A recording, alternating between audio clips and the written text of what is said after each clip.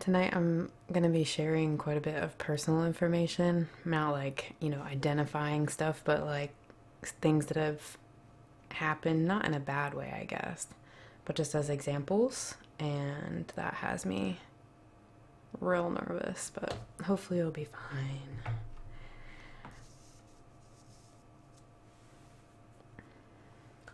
It just so happens I've had a lot of stuff happen in my life where it's applicable to this topic, so I figure it'll be better to speak from experience and easier to relate to.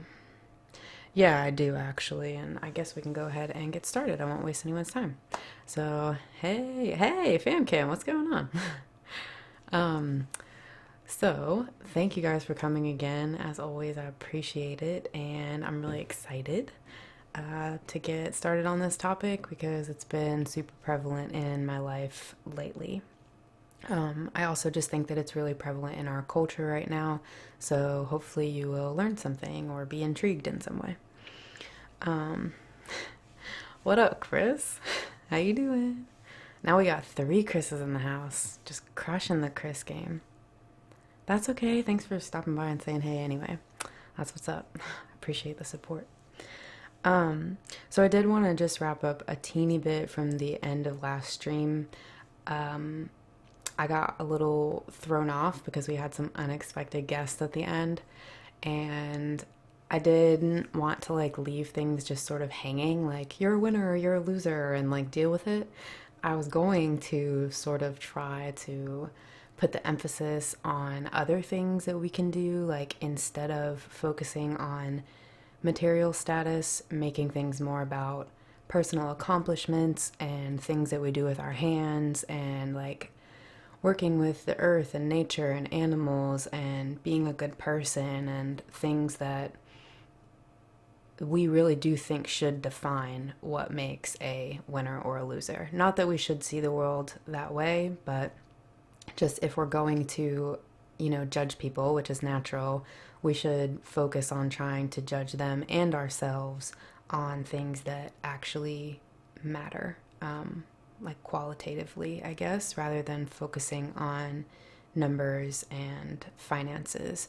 So I'll a little bit fold that in to what we're going to talk about tonight as well. But I just wanted to put that out there since I completely got flustered at the end of the last stream and forgot to. So tonight we were talking about narcissism, as you guys know, and I have my little janky handmade sign again. This one is related to shame, bullying, self-esteem, and winners versus losers. Some of those aren't surprising. Actually, none of those are probably surprising if you were here last stream because they were kind of related to the last topic. So, first of all, I just wanted to ask you guys what you think narcissism is, and I'll give everyone a few minutes to type. Again, you don't have to say anything in chat if you don't want to. It's completely voluntary. But anyone who wants to throw out just an idea of what is narcissism, or even if you just can describe it in some way, what you think it's related to. It doesn't have to be like a definition. Just anything that comes to mind when you think of narcissism, I guess. Okay, so vanity is kind of Chris's point, like looking in the mirror a lot, being full of yourself, self-love over the love of others. I like that. So, and I agree definitely. Your ego can be tied to narcissism. I don't know if, like you say, I don't know if they have to be exactly the same, but I do think there's a lot of overlap in that. Selfishness, self-centered, and lacking empathy. Those are both really good points. Current politics. Being obsessed with yourself and your image.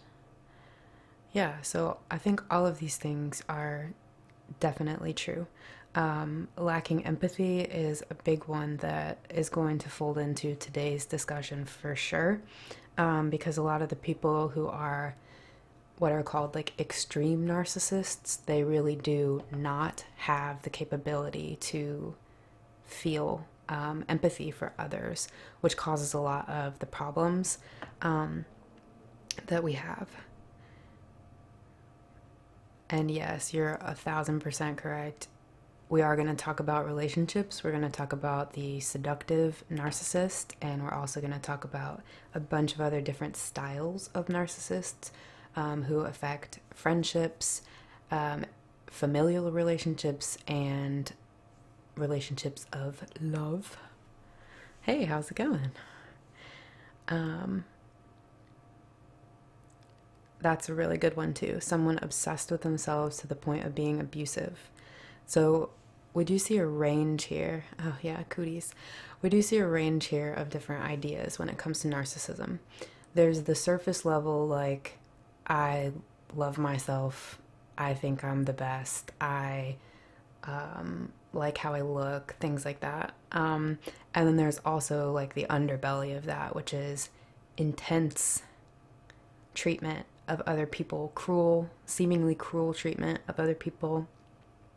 I think objectively the treatment is cruel, but I'd also, as we'll kind of talk about, don't think that narcissists, since they lack empathy, they don't really always know how cruel they're being to a point. So there are kind of two different sides to narcissism, I guess, which is why I wanted to split this into two talks instead of just having it on one night. There's a lot of information that sort of folds into this idea. And what we're going to be using tonight is this book that we kind of saw a little bit in the last stream. It's called The Narcissist You Know, Defending Yourself Against Extreme Narcissists in an All About Me Age.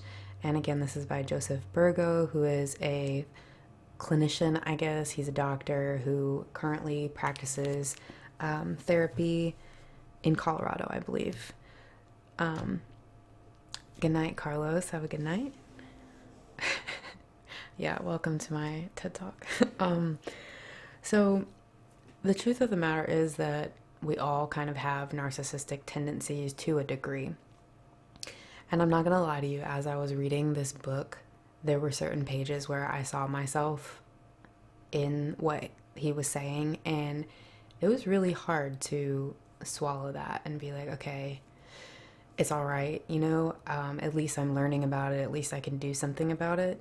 It's really, really difficult, especially with this topic, to admit that you are at fault in any way. People obviously don't like feeling like they've done something wrong, or like there's something wrong with them, which is a huge part of why or how narcissism even forms in the first place. So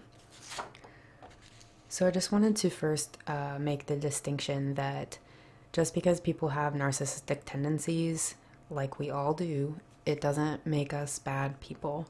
We can all have moments of selfishness or vanity, and that's pretty normal as a human being, and sometimes it can even be healthy to have just a little touch of that. That whole idea of ego can kind of be a good thing in certain moments. Like before I turned on the stream, I'm listening to like Click and like other songs that make me feel, I don't know, hype. And I think that that's a little bit like I'm trying to boost my ego and feel full of myself for a second so that I can have the confidence to do what I'm about to do. So I think that you can use what might be labeled as narcissistic tendencies for the better. But there's a difference when people get really, really serious with it. Narcissistic personality disorder is the most severe form of this. And this is when we're talking about people who really are abusive, who really don't have feelings when it comes to hurting other people. They're 100% focused on being the winner and making sure that everyone knows it. And anyone who, good night fam cam, drive safe. Anyone who gets in their way becomes a target. So that can lead to a lot of terrible relationship dynamics. And as I was saying before we kind of got started, I'm going to flay my own life and use some of my own experiences because they're what I know best. And I think that they help illustrate this point to a very real place. And I also hope that in me opening up about these things and talking about them, even though they're not pretty, maybe it will help other people be more willing to look at themselves. Because like I said, it's really difficult to think about these things and see yourself as part of the problem. So extreme narcissists, which just because you're an extreme narcissist does not mean that you qualify to have narcissistic personality disorder. They make up 5% of the population, which doesn't sound like a lot, but it kind of is when you think about how many people there are. 5% ends up being a lot of people. So the odds are that you probably know someone who would qualify as an extreme narcissist. And yes, you are totally correct, Lisa. A lot of this is motivated by jealousy. And the unexpected sources is my experience mainly. It was the people who were closest to me, my parents, who were putting me into this dynamic. So I definitely will touch on that. And I wanted to sort of first read to you the official traits of narcissistic personality disorder. Because they're pretty intense, and I think that there's a difference, like I was saying, between vanity and the little things that people do to puff themselves up and actually having narcissistic personality disorder or being an official narcissist. Let's see. Let me think about that, Agent Pringle, because I mean selflessness maybe, or actually, that would be a good question for us all to kind of chime in on at the end, too. Whoever's still able to be here that long, or, based on what we talk about and what our new definition of narcissism is, do we think that there is an opposite, and what would be kind of like the closest match for that? So I'll definitely want to come back to that. So according to the DSM, which is it's like the manual for disorders in psychology, at least 5 of these things must be met by a single person for them to be diagnosed as a narcissist. And we call people narcissists like all the time nowadays. It's kind of like a key word that we just say about people to try to make them feel bad about themselves. But really, this is like the legit qualifications. Number 1, a grandiose sense of self-importance. In other words, the individual exaggerates achievements and talents and expects to be recognized as superior without commensurate achievements.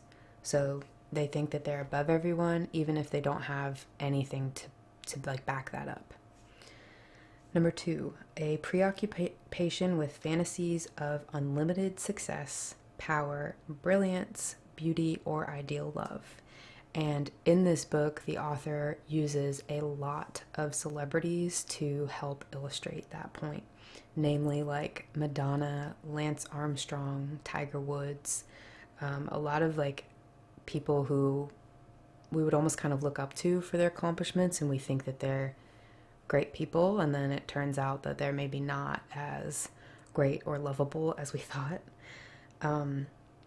Number 3, a belief that he or she is special and unique and can only be understood by or should associate with other special or high status people or institutions.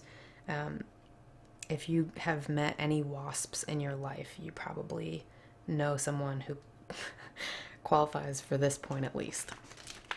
It's like my kid has to go to the best preschool, and like everything has to be, the perfect car, the perfect house, the perfect whatever. And anything less than that makes you just worthless. Number 4 is a need for excessive admiration, not just the self, but other people admiring. Number 5 is a sense of entitlement, unreasonable expectations of especially favorable treatment or automatic compliance with his or her expectations.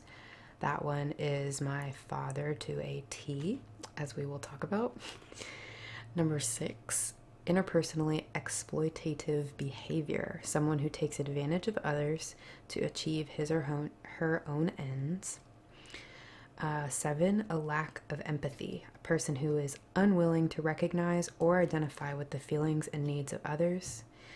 8 is envy of others, or a belief that others are envious of him or her. And number 9 is a demonstration of arrogant and haughty behaviors or attitudes. So again, 5 of those 8 qualities have to be met in order for someone to actually qualify for an official narcissist diagnosis. Empath might be a good idea as the opposite too, and altruism, because these are people who are very self-absorbed, and I think both of those things, it's just difficult. It's like a very complex sort of idea, the idea of the narcissist, and I think that we've made it even more convoluted with how often we use narcissism in our culture. And that's kind of going to be sort of the second part. You know, I was saying it's sort of split into 2 parts. Well, the next part is going to kind of be talking more about the cultural ways that we prop up narcissism. The other book that I'm reading for that discussion is completely different than this one, which is very, very interesting to me. So those are like the official traits that you have to meet. So someone who, I guess let me start with kind of a story. And this might answer the question of what happened between me and my family, because I've mentioned so many times that I'm estranged from them, and I've never really explained exactly what happened because it didn't really feel right. In this setting, it feels right to express that because I think that this is hugely on topic with narcissism.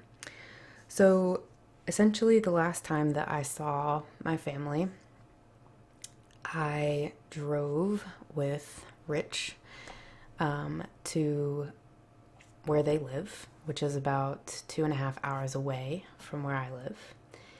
And the plan was to hang out with the fam. My godparents had drove in, or they were already there from where they live, and it was just supposed to be a nice sort of meetup. This was years ago, and they were meeting Rich for the first time, so it was kind of a big deal for me. Obviously, that's always a big deal when you're introducing someone new to your family, whether it's a partner, a friend, whatever.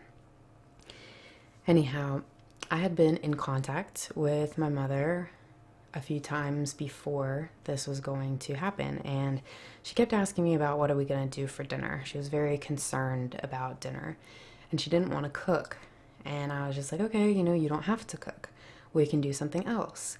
She asked me to be the one to make that decision. I guess in my head I was like, oh, well, she feels too much pressure to make this decision herself. So I said, that's fine. I'll make the decision. I thought about it for a while, and I learned that we were going to be spending a lot of the time at one of my brother's apartments. And near that apartment is this bangin' Chinese food place. I call it Dollar Scoops because it's $1 per massive, like, lunch line scoop of whatever you want. You can get a huge styrofoam carton filled with food for like $5. So I was like, this will be perfect. We can all go there. We can go through the line. Everyone gets what they want. We'll take it back to the apartment. I already know that the food is delicious. Like, it'll be super good. So I texted my mom that plan, and she immediately shot it down. She thought that that was a terrible idea. So I was like, okay, well, I don't know what to tell you. This is not really, I felt at this point like it wasn't my job as someone who's visiting to come up with all the plans, and I didn't really understand why she was getting so agitated. But the day comes, and we end up there. We're all over at my brother's apartment, and things were going pretty well, I thought. Rich and I were sort of sitting on the couch next to each other, and everyone was also sitting in a row.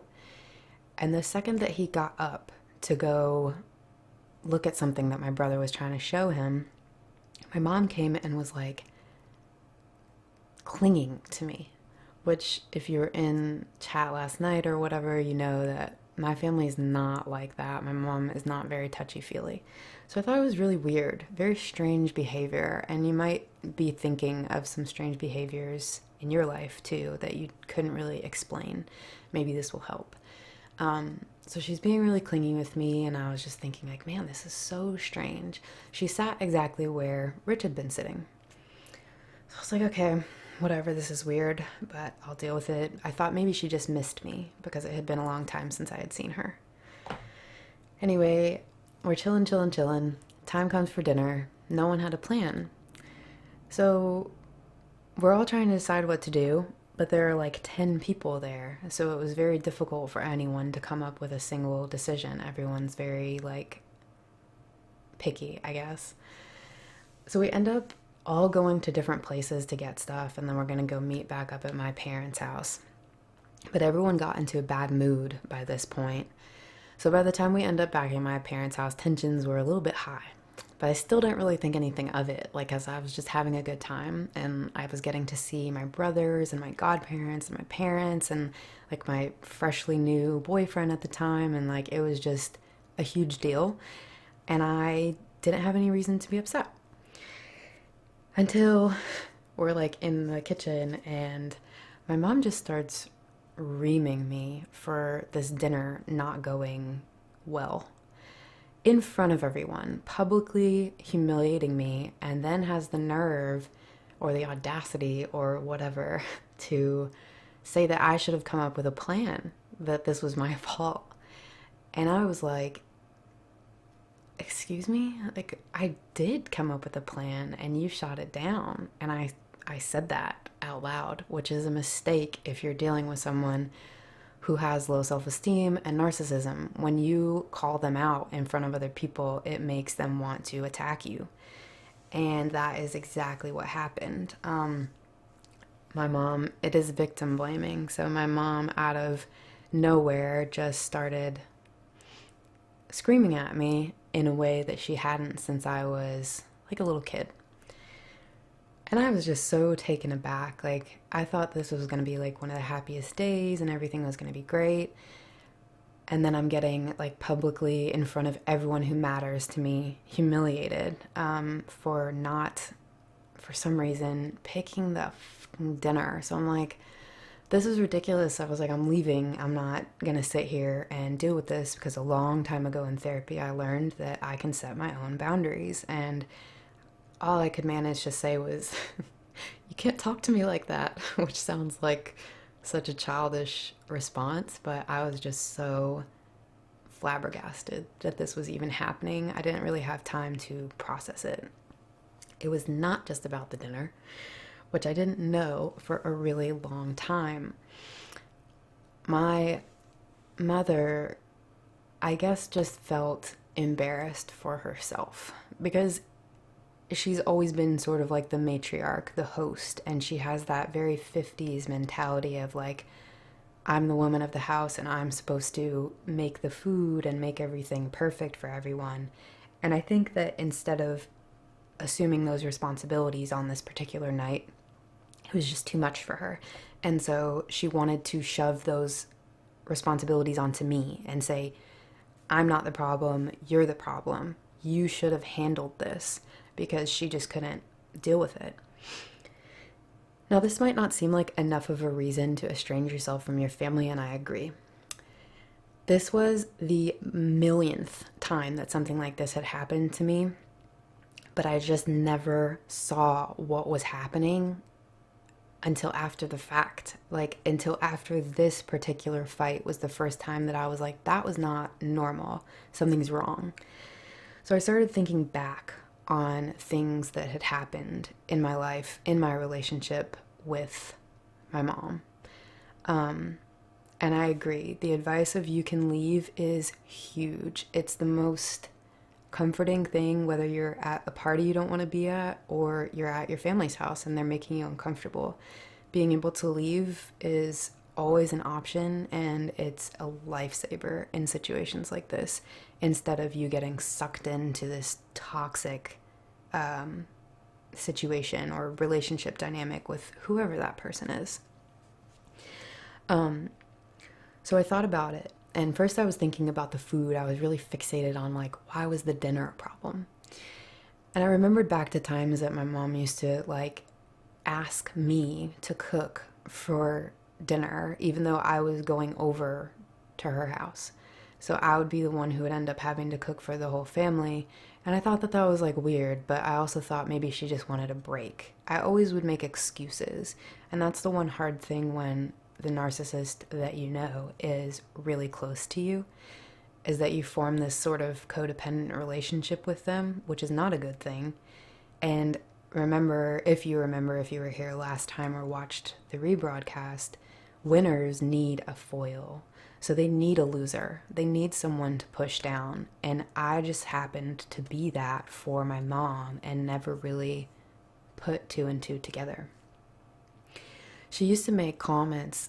At one point, I used to have my whole family over for dinner every Friday because I wanted to just be with them.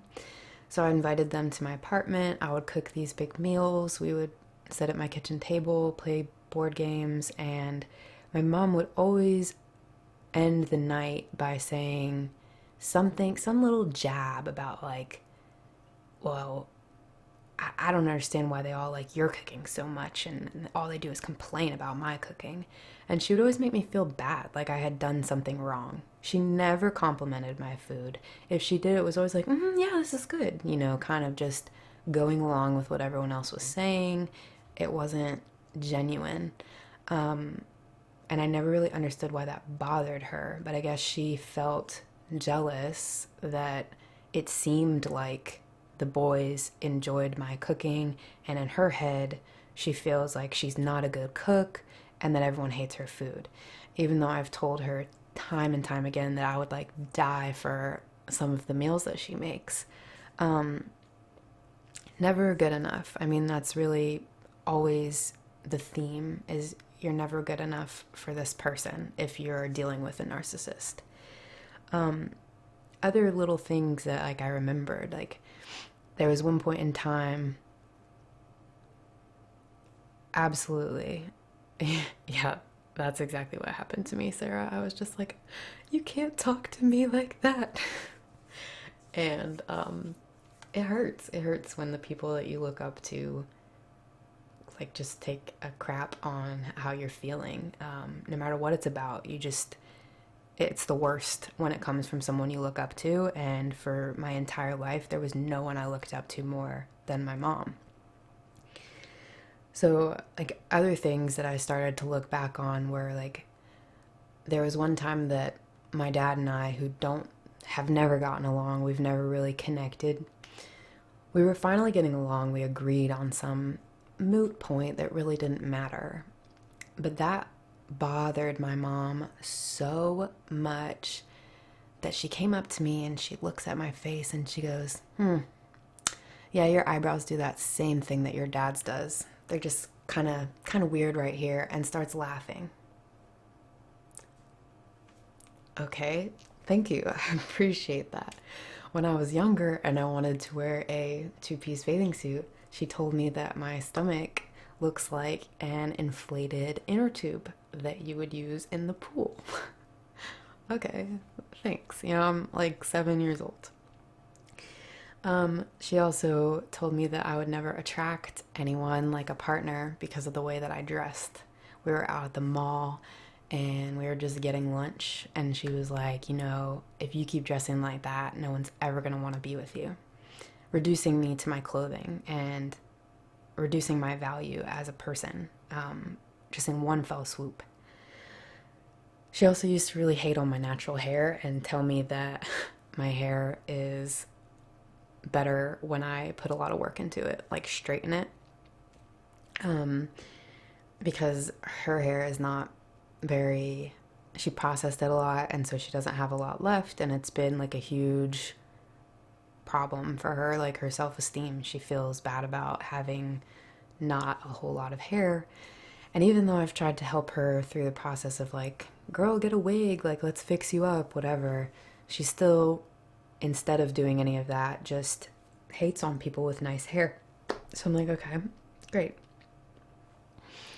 Another big one that happened, which was the first time that I ever cut my family off, but I was only 17, so I thought, I don't know, I thought I was in the wrong because I was still so young and I was still really craving those relationships, was that my college admissions packet came and I got a full ride scholarship to the University of Colorado. I wanted to become a psychiatrist and I wanted to be a part of their a cappella group. And I made all that happen by myself. I applied by myself. I got the scholarships by myself. And then when the mail came with my admissions packet, my mom hid it from me. So the first time that I found it, it was too late. I started getting suspicious when I was getting like notices from the school saying like, are you coming or not? And I thought maybe it was just still coming in the mail. And then by the time that I found it in this cabinet next to my computer, she said, I always put your mail there. It's like, what? When have you ever put anything of mine in this random hole? Like, just insane things that people tell themselves when they have these narcissistic tendencies. They will never allow themselves to be the problem, to the point where she just lied to my face saying that she expected me to find it there, which is just unreal. So, point of all of this being, I should probably catch up with chat, but yes, being shamed is not fun, and I was both incensed and confused. Huge. It actually led into a massive fight that night. Both of my parents were actually mad at me at the same time, and so we kind of went into a downstairs like corner of the basement near my room, and they were both just going on, and I'm just like crying. I'm upset. Like, why did you take this from me? Like, I worked so hard for this, and I made the grades. I got funded to go to this school. Like, it was my dream. It was everything that I wanted, and it was just ruined by someone else's selfishness, her inability to allow me to be successful, because me being successful makes her feel unsuccessful. It would have taken me out of the role of the loser for me to have accomplished something. And similarly, towards the end of my college career, because after all this happened, that same night she told me that my father doesn't love me in front of my dad, who said absolutely nothing. He was mad at me because I didn't want to sing with his band in some show, even though I had tremendous stage fright and didn't want to do it. We got into a huge altercation and I fled home. And I was only 17, so I was just living on people's couches and trying to get by until I graduated. And then I started working full time, and then I had a terrible drug addiction at that point because I was like, my life is over. I didn't go to college, and that was like a huge pressure for me, was school all the time. I had to be perfect in school. And I'm sorry, Matthias, if this is reminding you of your dad, because it's not fun to live in this kind of situation. And my mom does feel trapped. That's such a good point that I have not even thought of. I'll get to that for sure, because I had other stuff that I was going to talk about that is very related to that. But when I was finally achieving things at the end of my college career, 8 years later and one terrible drug addiction later, I started winning competitions for my poetry. I won a competition. The first year I came in third, and the second year I came in first. And it was for the entire Southeast. It was the most like prestigious competition for the entire Southeast. Hundreds of schools, hundreds of participants, And she still had the nerve to tell me that the only reason why I won was because I was a big fish in a small pond, saying that my college sucked and that I had no competition there. No congratulations. No, let me come with you to that ceremony. Nothing like that. And these are the things that people do when they just can't allow other people to succeed and to do well. I did. I had all the yellow. The elo, I guess we would call it, but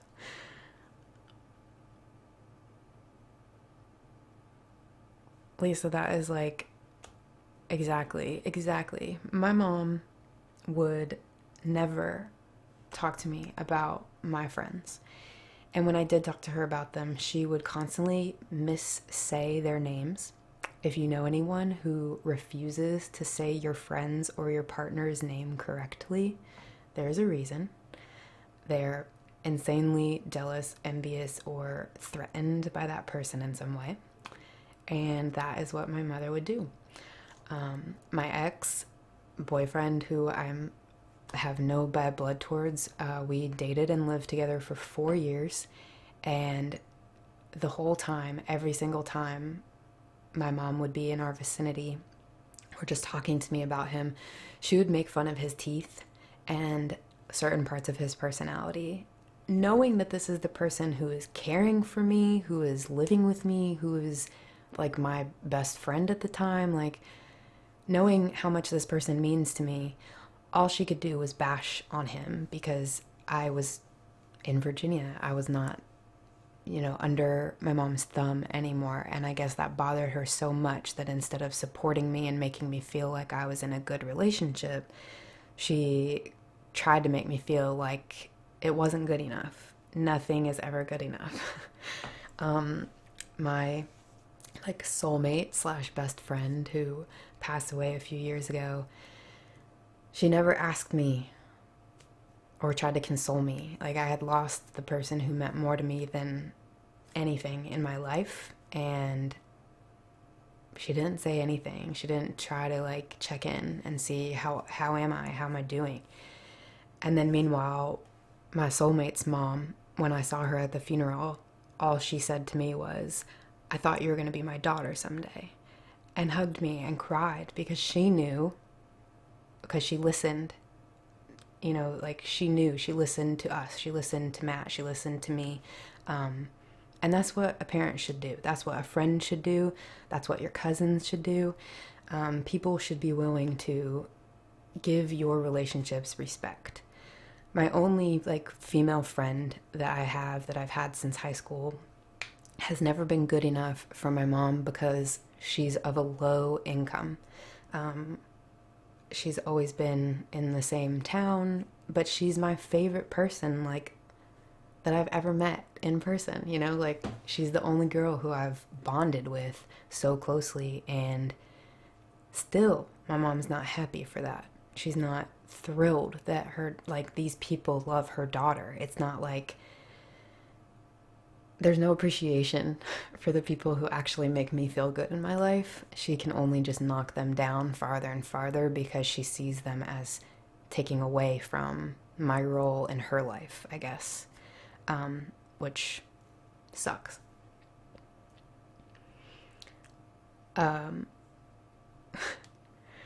What happened to Mom? I mean, listen, I don't mean to make her sound like a piece of shit.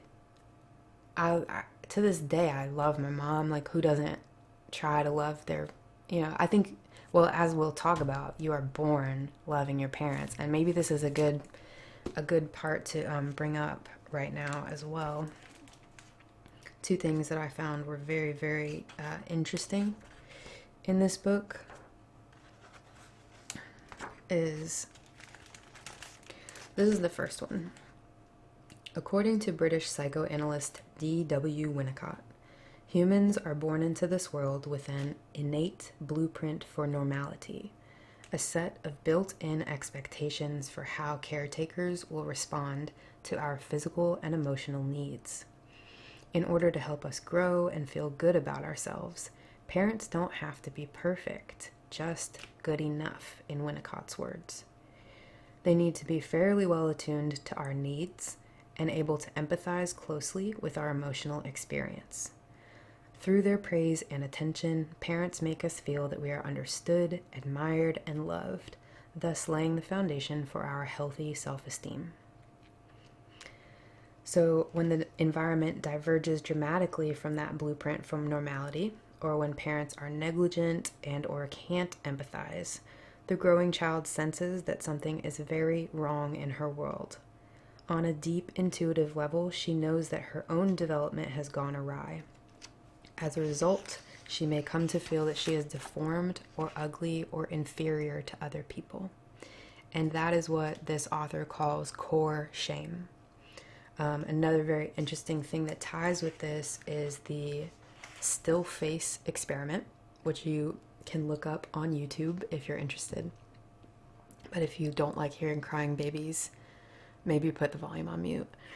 The still face experiment, essentially these mothers like coo and love towards their infant children, and then they stop and they have a still face. They don't give the emotion that the baby is expecting. So the baby will like do the things that they normally do to get the parent's attention, like point at something, make a noise, do something that usually elicits like, oh, you're so cute, you know, whatever. And if the mother doesn't respond to that and just gives no emotion, which sounds really psychotic and like creepy, the baby gets very distressed. Like it's something that we have in us literally since we're born. There is this connection that we are just supposed to have with our parents. And like the book says, when that doesn't happen, thank you for the link, Vince. When that doesn't happen, then we kind of get stuck in this feeling that can last the rest of our lives. Now, don't get me wrong, you might relate to the feeling of core shame, and it might not be because your parent did something wrong. And I'm not saying that my parents are horrible people or anything like that. I think that they did the best that they could. I know that they're human and that they have their own issues. But unfortunately for me, that's just sort of the way that it shook out. And I highly identify with this idea of core shame. And I've always felt like the ugly duckling. I've always felt like I'm not good enough for other people, or like people aren't going to think good of me, that they don't like me for some reason. And as we discussed in our winners versus losers stream, that's a big deal. Like, social acceptance is proven to be the only thing that influences your self-esteem. And your parents are supposed to lay that groundwork for you by accepting you. And when they don't, you can get really mentally out of whack really fast. My parents also have this really, really, if you can't tell, toxic relationship between the two of them. They have known each other since they were like 13 years old. They've been dating and they're like 61 now. So it's been like 50 years of hell. And they have both not only talked shit to me about my brothers in an effort to like form allegiances within our family, they've also often used to use me as like a spy between the two of them, which I think I've talked about this a little bit in one video. Was like, my mom would take me out somewhere and like just be shit talking my dad the whole time, and then later on that day my dad would be like, let's go for a drive, and then he would take me to the gas station and buy me a soda, and I blame them for why I got so freaking fat, but buy me a soda, and my mom would buy me a smoothie, and they would just try to get information out of me because I was such an honest, blunt kid. What did your mom say about me today? You know, did she talk to anyone? Were there any men that you guys discussed anything with? These kinds of like just questions that I'm like, yeah, no, I don't know. Yeah, I think so. I'm a kid. Like, I just said whatever I said. And then things got more complicated when they would start fighting over what they learned Because they would always tell me, I'm not going to tell your mother. I'm not going to tell your father. And I'd be like, oh, okay. But then they always would. Like, I'm just naive and dumb at that point. Like, oh, okay, whatever. It's not going to happen. I can trust them. That's what I thought. Like, why would they break my trust about this? Which obviously is not what's happening in those situations. Narcissistic people tend to manipulate the ones around them a lot for their own personal gain. And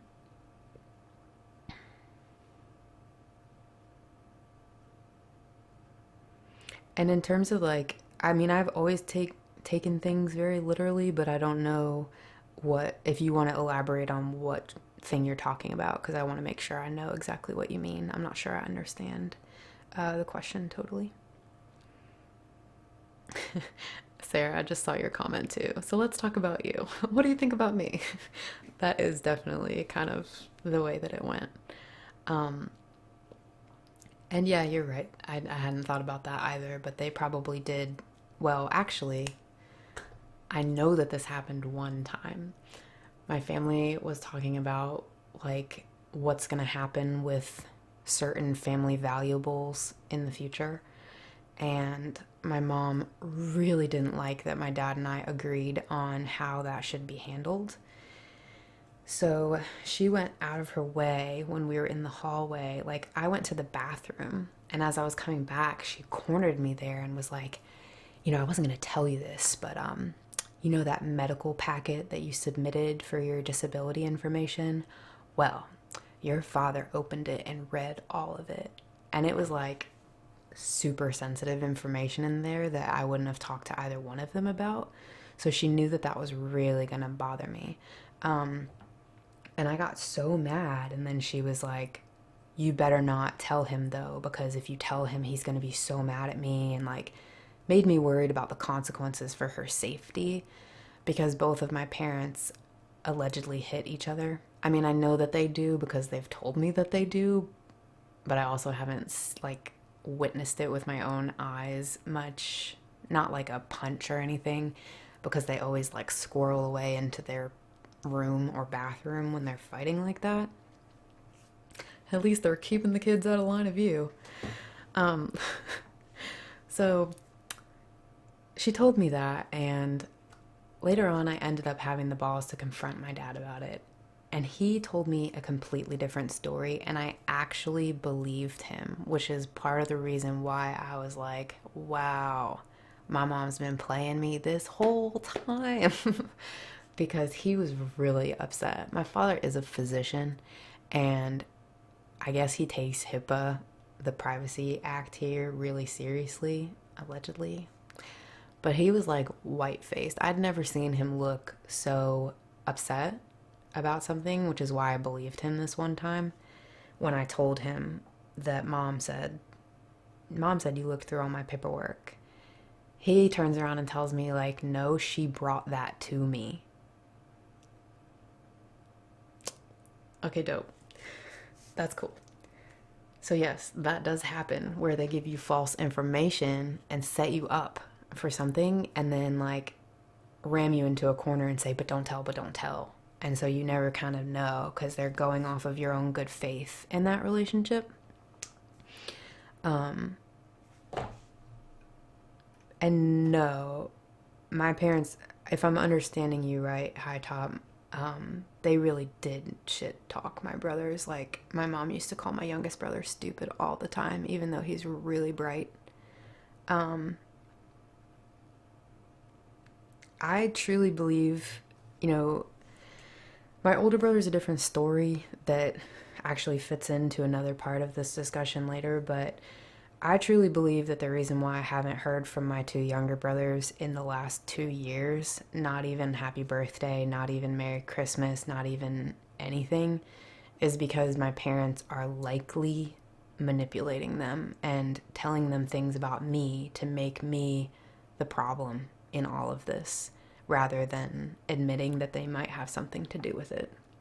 And that's been super hard on me, because my younger brothers were like everything to me. I obviously, my parents' relationship is very dysfunctional, So a lot of the times they were unable to attend all of the events or be there for the kids the way that they should. So I felt a lot like I raised my younger brothers, and maybe they don't feel that way. Maybe no one feels that way but me, but you know, I was there when they were getting their license. I took them to prom. I took them to graduation. I got them ready for the SATs. Like I did all that. I was there when they were kids and they had soccer or whatever stupid practice that I didn't want to sit through, but I went, you know, and I was always trying to encourage them to be the best and, like, you know, the best version of themselves, I mean, that they could be, and not to shy away. And I used to try to guard them from this stuff or point things out to them or say, like, try not to be so mean to mom tonight. You know, dad was like really mean to her and she's just having a hard time. So if she yells at you, don't take it seriously. Like, it doesn't mean anything. I felt like I was always trying to protect them and love them, and the fact that they have completely thrown me to the curb blows my mind. Like I can't imagine what is being said about me that would make them just allow me to be marooned on an island when I'm clearly like distraught. Well, thank you. I mean, I know that I didn't take any offense either, High Top.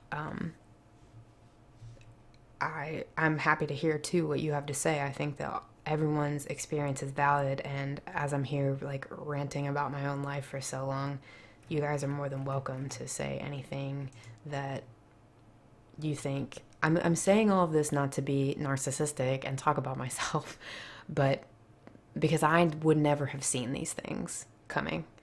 And I think that it takes like a real life example to recognize that someone else is doing that to you. Especially because the people who are doing this to us are typically the ones who are closest to us. And thanks, guys. My heart is just like, whew. So one thing that was also really funny to me was that in this book, he says something about the parents calling the children heartless ingrates. And that was one of my mom's like favorite things, was to say that you're just a bunch of ingrates. Like, okay, gotcha, cool. So moving into more clinical stuff again, I guess.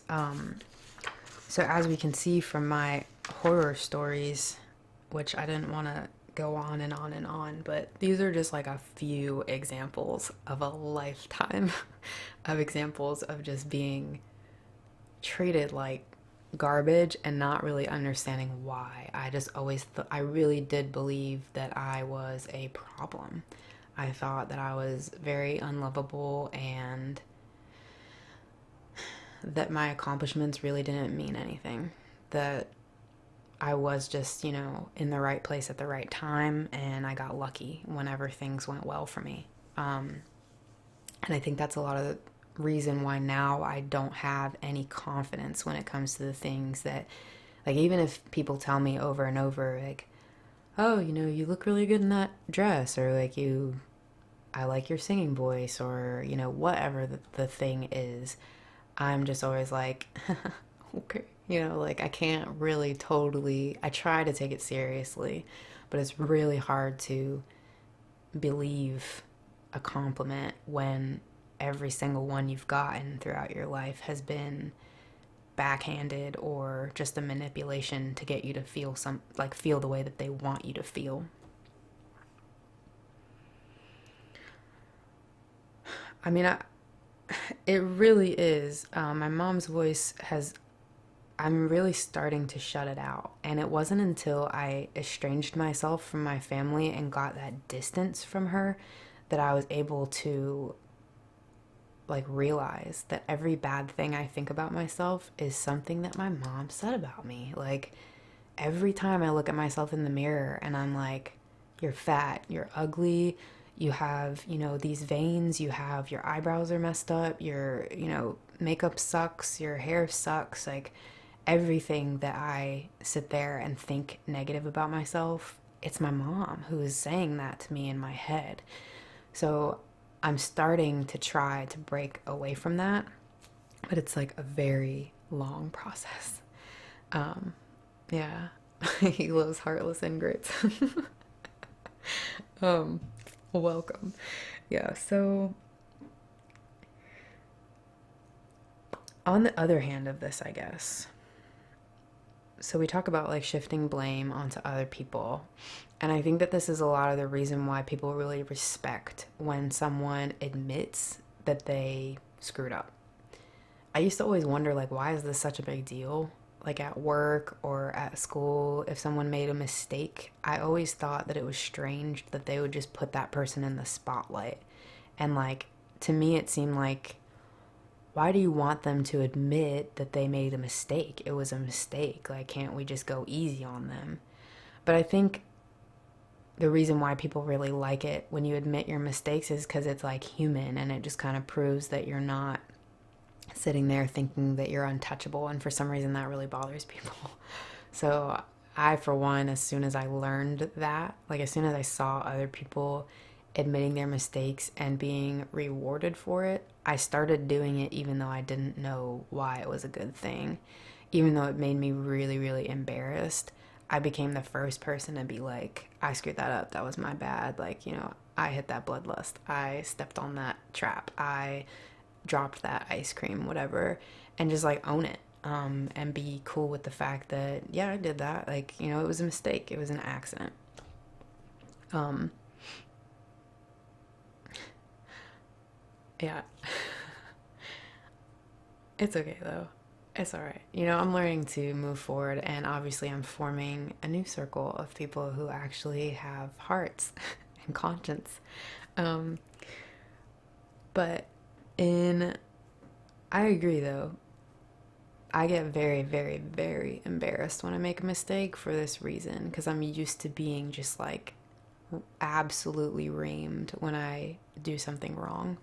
And I think that that can have a lot to do with how you've been treated. Um, Not saying anything about anyone in particular, but I do think that that also comes from a place of habit and just what has happened to you over the course of your life.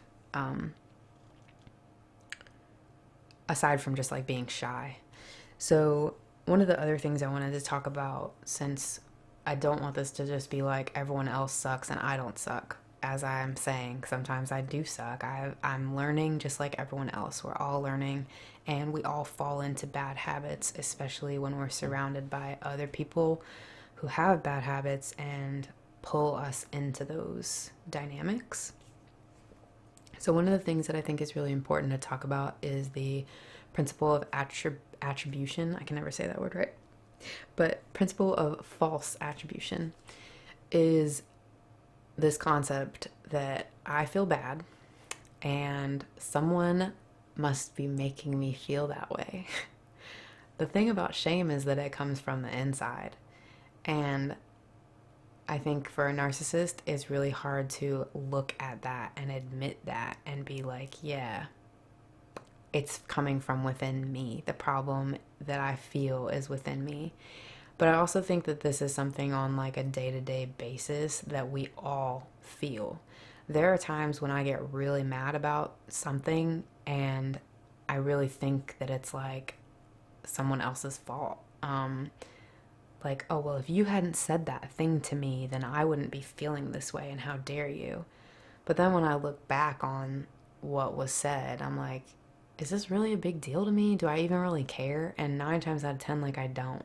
And that's a huge indication of the principle of false attribution, that we are just looking for a reason why we feel the way that we feel.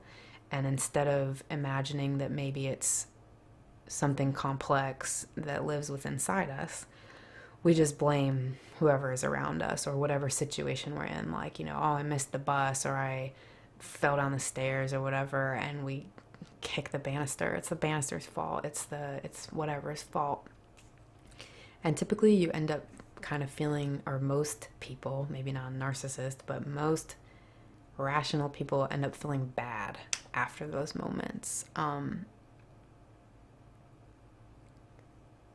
Sorry, I'm just catching up on chat. Yeah, I see you guys are talking still about the that is a big deal, and that's definitely something that I want to talk about in a future sort of stream, is just how upsetting, I guess, it can be to be embarrassed like that, and how to deal with. That's probably something that we'll talk about in the coping mechanisms streams, is like dealing with that sense of shame and embarrassment when we make a mistake, and just sort of learning to normalize that. But I do think that the process of normalizing that is different for everyone, because even though we can, almost all of us can probably relate to that feeling, it can come from a very different place depending on our background and the way that we were brought up, and our relationships that we've had, the successful ones, the ones that weren't successful. Just a million things can contribute to why people feel that way. But I do think that it's important for us to look at these things and try to fix them. You know, it's okay that we have these problems. It's totally okay to not have done the right thing. It's okay to have made a mistake. It doesn't feel good. Shame doesn't feel good, but there are ways that we can learn to sort of get over it. I don't really like how that term sounds. I feel like get over it isn't really realistic. Just sort of to grow and not let things affect us as much, or at least have a plan for when things do affect us. Because everything, all of these like steps towards healing these things, they require baby steps. You can't just like wake up the next day and be like, I'm actually fine. Like, it just doesn't work that way. You have to first recognize the behavior. These are like my 5-point EE steps, I guess. You know, you gotta recognize the behavior first. You have to want to do something about it. You have to understand where it's coming from, which I think is the hardest part, because it requires a lot of self-reflection that we don't typically want to do. And then it takes, you know, a plan for dealing with it when it happens, because it's inevitable that it'll happen again. And then as we're sort of working our way out of it, we have to be okay with the fact that we might slip up. It might happen again, but we can just keep moving forward and keep trying to make things better on a day-to-day basis. I'm reading about your Harry Potter post.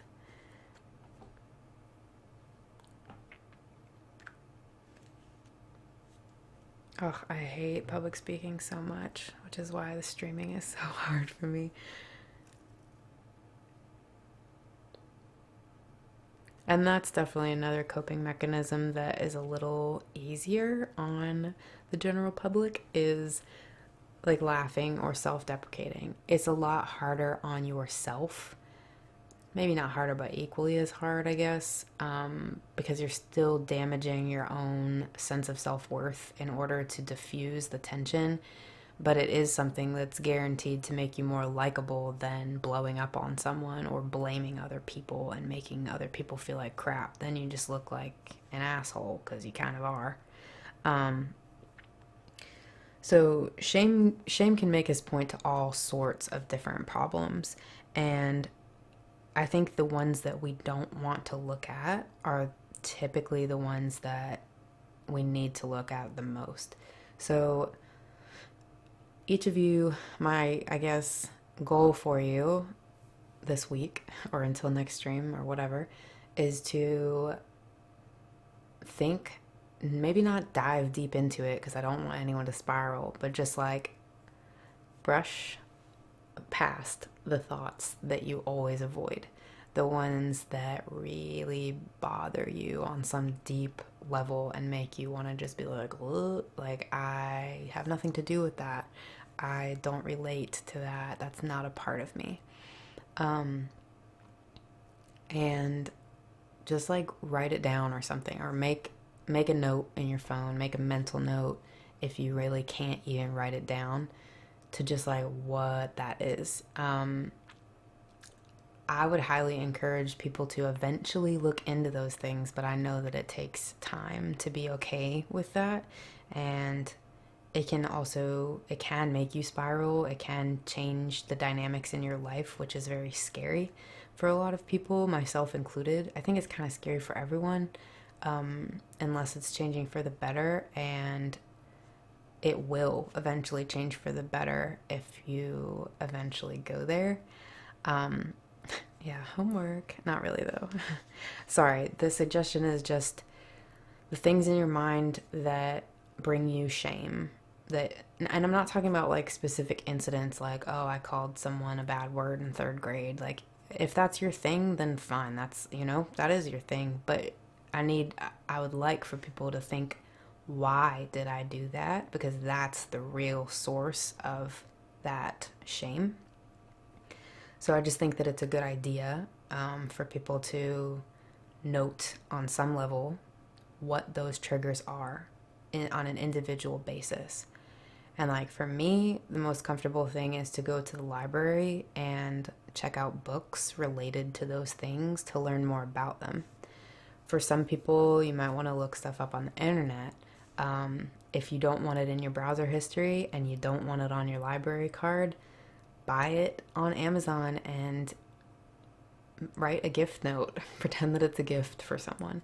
In some way, get yourself, in the long run, close to those topics, learn more about those topics. That would just be a suggestion. No one has to do anything, but just if you have shame in your life, in your being, and you're not sure where it comes from, I think that would be a solution towards starting to try to fix it and starting to learn like what is bothering you.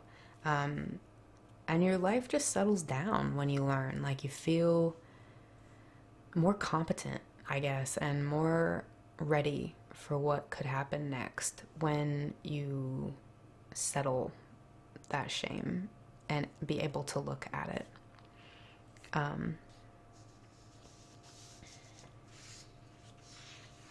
Oof, yeah.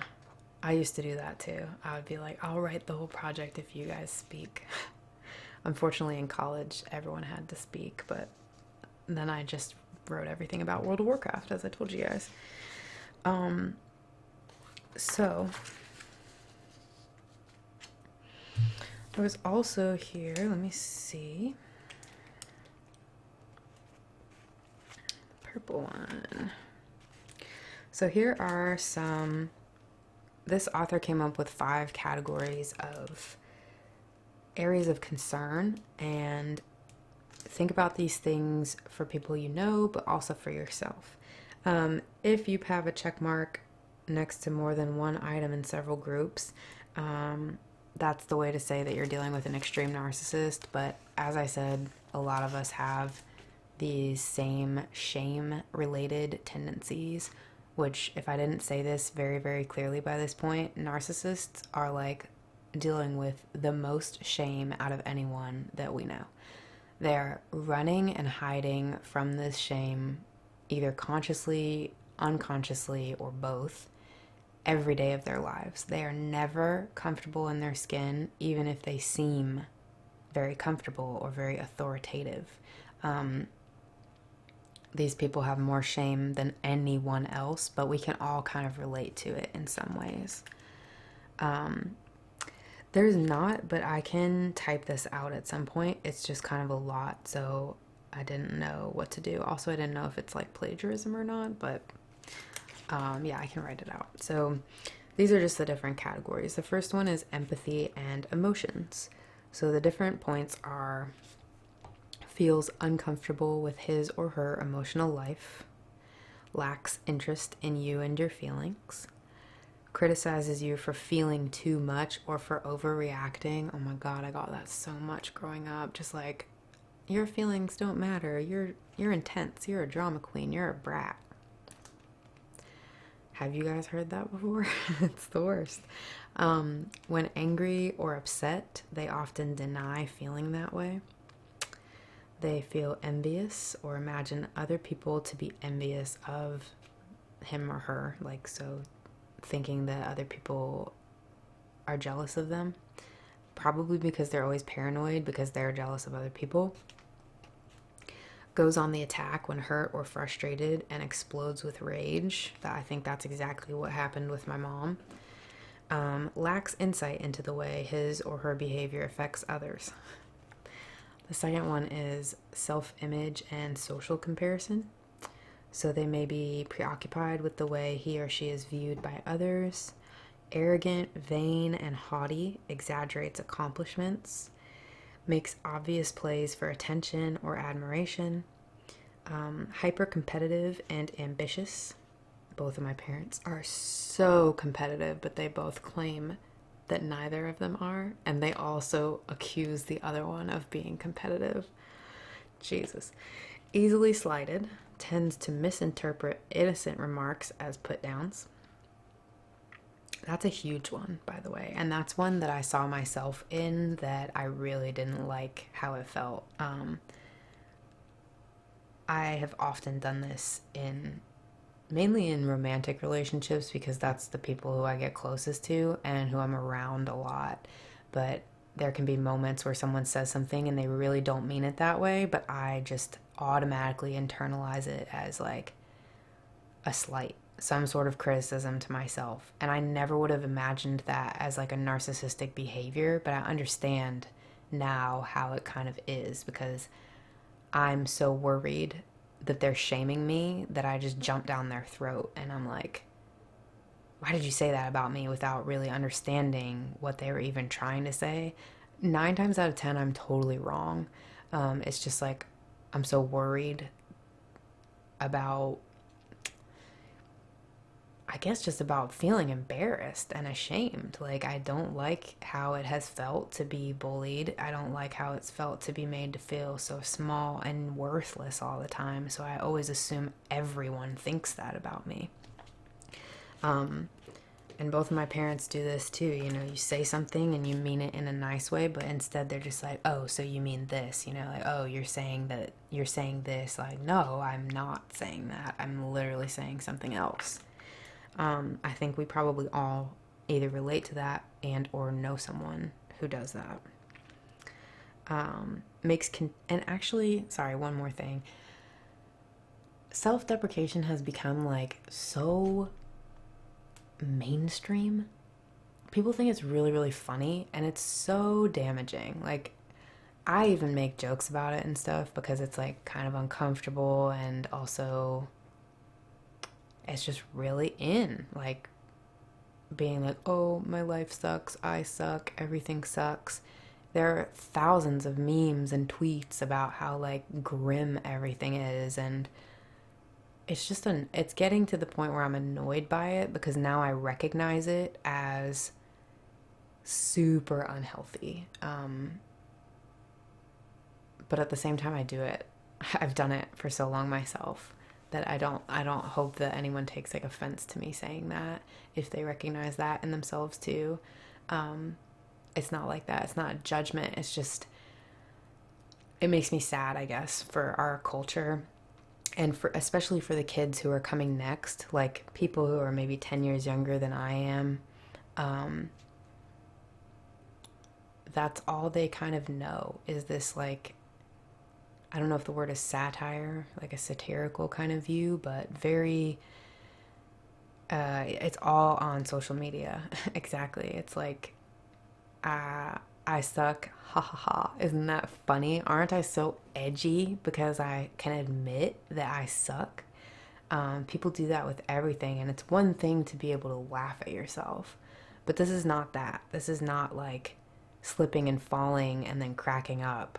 This is just saying like, my body sucks and I'm a whale, ha ha ha, you know, like dressed up as a whale or something. Like, just, it's mean. It's mean to the self, and I think that all of that culture is what has sparked all of the counter culture of I'm amazing and like my life is so great, and even if I'm 800 pounds and eat Cheetos all day and stank, you know, like whatever, I'm beautiful and I'm perfect and I can do and be anything that I want. And like, everyone's on about that stuff now, trying to make the opposite, I guess, to the people who are like, ho ho ho, I'm emo or whatever.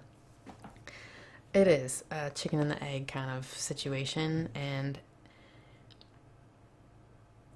I've actually seen that high top. I've noticed in a lot of the shows that I've watched that are British based shows that self deprecating is kind of just part of it. The senses of humor between the UK and the US are surprisingly different in some cases, which is really interesting to me.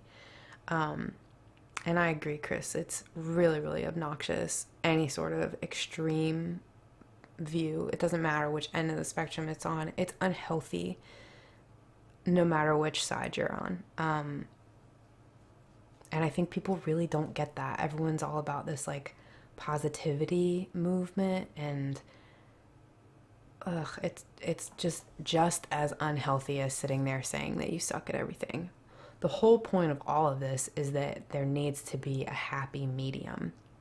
Parents need to boost their kids up when they're young, but then when they hit an age where they need to start being held accountable, they need to start being held accountable.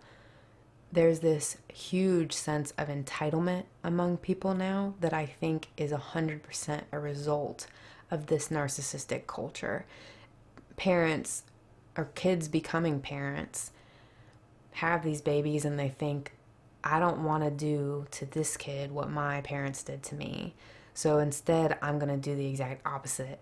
They're like, oh, my parent didn't do enough for me. My parent didn't treat me right. My parent didn't whatever.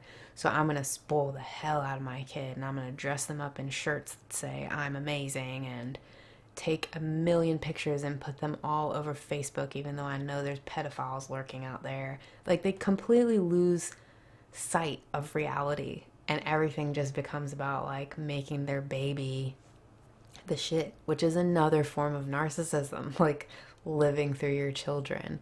And that's actually what I think happened to my older brother, who I just kind of feel sad for him now.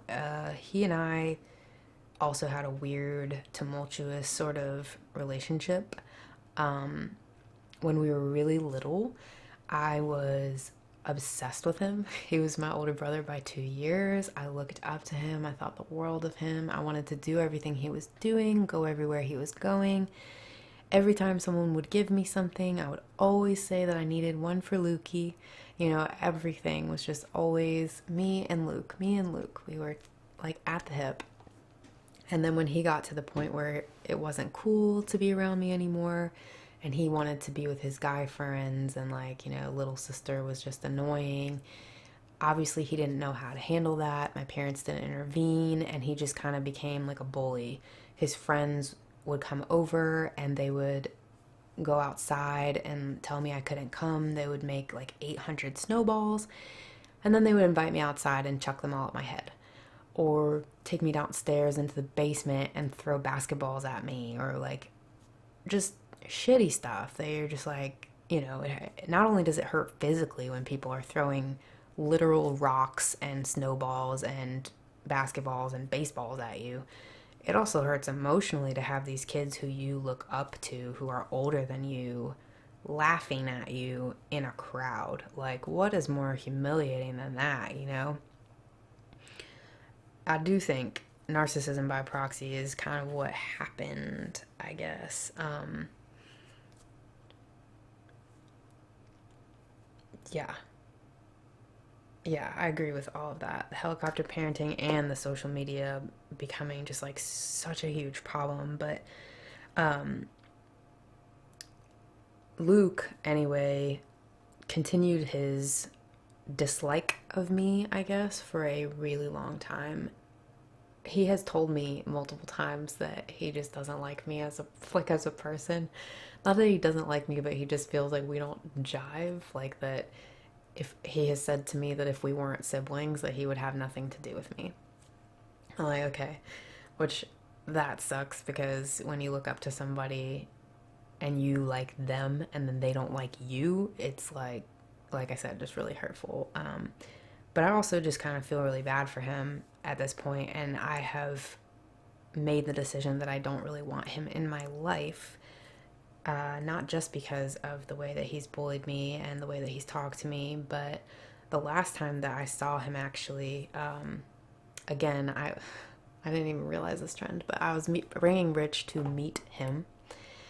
And so we drove like 7 hours or something like that to where he lives in a completely different state. And oh my God, this kid's house was disgusting. I mean, like, it is clear to me that my older brother has zero sense of self. He's just lost. He has no rules. There were Whippet cans. I mean, he had a box of like 30 cartridges. I don't know if you guys all know what Whippets are, but they're the most scary, in my opinion, high that you can get, where you inhale the, should I say this? I don't know, but don't ever do this. It's really scary. I saw him do it one time and I almost had a heart attack. I was crying. I mean, I was screaming because I thought he was dead. You inhale nitrous oxide. It's like the stuff that allows whipped cream to come out of a whipped cream can. And they're always like, don't huff this. He's bought cartridges of that shit and like just had a box of these things just laying around, and there were roaches everywhere, dead bugs everywhere, dog hair everywhere. It stank to high heaven. There were like empty bottles of alcohol everywhere. He works for Hennessy. He smokes cigarettes constantly, still doing drugs, still just a mess. And I remember one time that he was like literally suicidal and went to one therapy session and then told me that therapy is for people who are weak. I'm like, bro, therapy is for people who want to live, and you clearly don't. Like, this is sad. You need help. I don't know what's going to become of him, but there's no way I'm going to let somebody who has become beyond white trash to sit there and make me feel bad about my life choices. He was incredibly rude. He was a terrible host. Just, it was god awful. And it just showed me that, like, wow, this kid he claims that he's fine, but like my parents did a number on him too. And instead of, thank you, yeah, white trash is allowed. I think I'm allowed to say that. He is, though. I mean, it's really sad. It makes me feel terrible that this person who was a hero of mine, even through all of the bullying, which got way worse in high school with his infamous girlfriend Trashley, it's just sad. It's really, really sad. And I think it comes a lot from, like, he was my parents' first child, and they definitely tried to, like, live through him and his accomplishments. Especially my dad was always, my dad was always trying to, like, force him to become a baseball player, like a pro baseball player. He was actually a really good pitcher. He was throwing, like, 112-mile-an-hour fastballs when he was, like, I guess he would have been in 10th or 11th grade at the time. I mean, he was being scouted for minor and major leagues, and it was my dad's narcissism that ended up leading my brother to injury and ruining his career. And I think that my brother resents my parents a lot, but he just doesn't even have the emotional capacity to deal with any of how he feels. So he's trapped in his own world, and he just believes that he shouldn't have to change for anyone, down to, I'm not going to clean my house when I have people over because this is my space and it can look however I want it to. Even though he's living in absolute filth. It is the most disgusting place that I've ever been to. And high top, I did have a huge drug issue, and I can talk about it, but I haven't a lot. Actually, last night was the first time that I really ever said anything about that.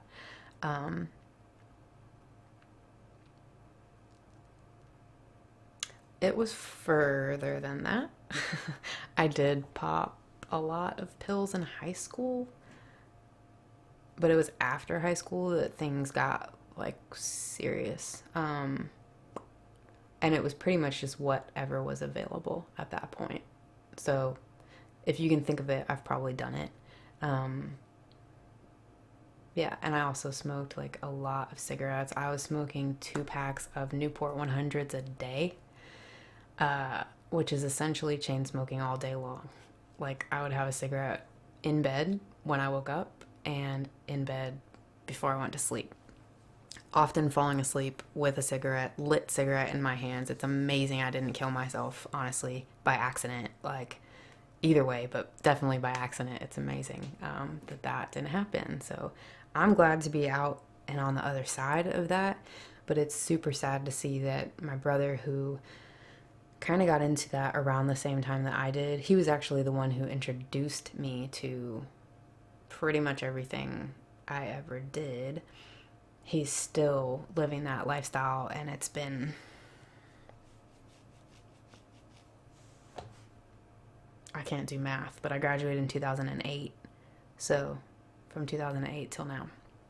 Um, I just really think it's only a matter of time until something bad happens to him and things. It's daunting to talk about drug problems because people get really, really judgy, but it's also good when you can say, like, okay, I had that problem, but I don't anymore. I think that that's like a big thing, I guess. I don't know. So another thing that I thought was really interesting, and this is why, like, oh, I never even finished with this list. Let me stop cutting myself off here. So the rest of the self-image and social comparison tick marks are makes contemptuous remarks about other people behind their backs, ridicules you and makes you feel bad about yourself.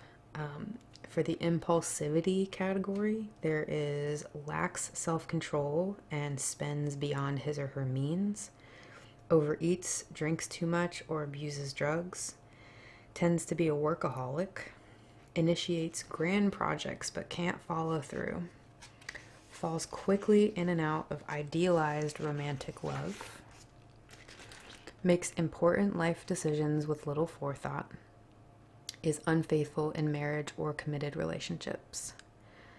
For the next category, which is interpersonal relationships, we have is self-absorbed, controlling, and exploitative, can be seductive and manipulative, tends to be overly jealous and possessive, dominates conversation and frequently interrupts others, is suspicious of other people's motives, always imagining the worst, demands uncritical allegiance, bullies others to get his or her way. And then the final sort of category is moral code and personal responsibility. Lies or distorts the truth for personal gain, blames others or makes excuses for his or her mistakes, plays the victim and uses guilt to manipulate you, engages in illegal or unethical behavior, feels entitled to have what he or she wants, comes across as self-righteous and bulletproof during arguments, and inspires self-doubt when you disagree, shames or humiliates you. And yeah, there are actually a lot of people who are world leaders, cult leaders, celebrities, whether they're musicians, actors, whatever. A lot of people who take the role of a leader, not all, but a lot of them who end up in that spot are narcissists to a big degree. Like,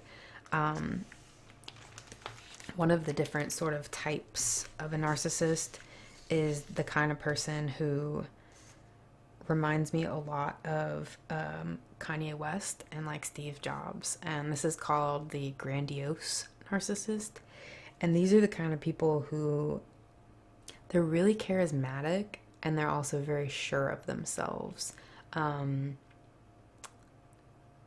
You can just think about these people's behavior and the fact that they don't tend to ever think the rules apply to them because they really think that they're above the rules. Like in some way better than everyone else. Everyone else is inferior.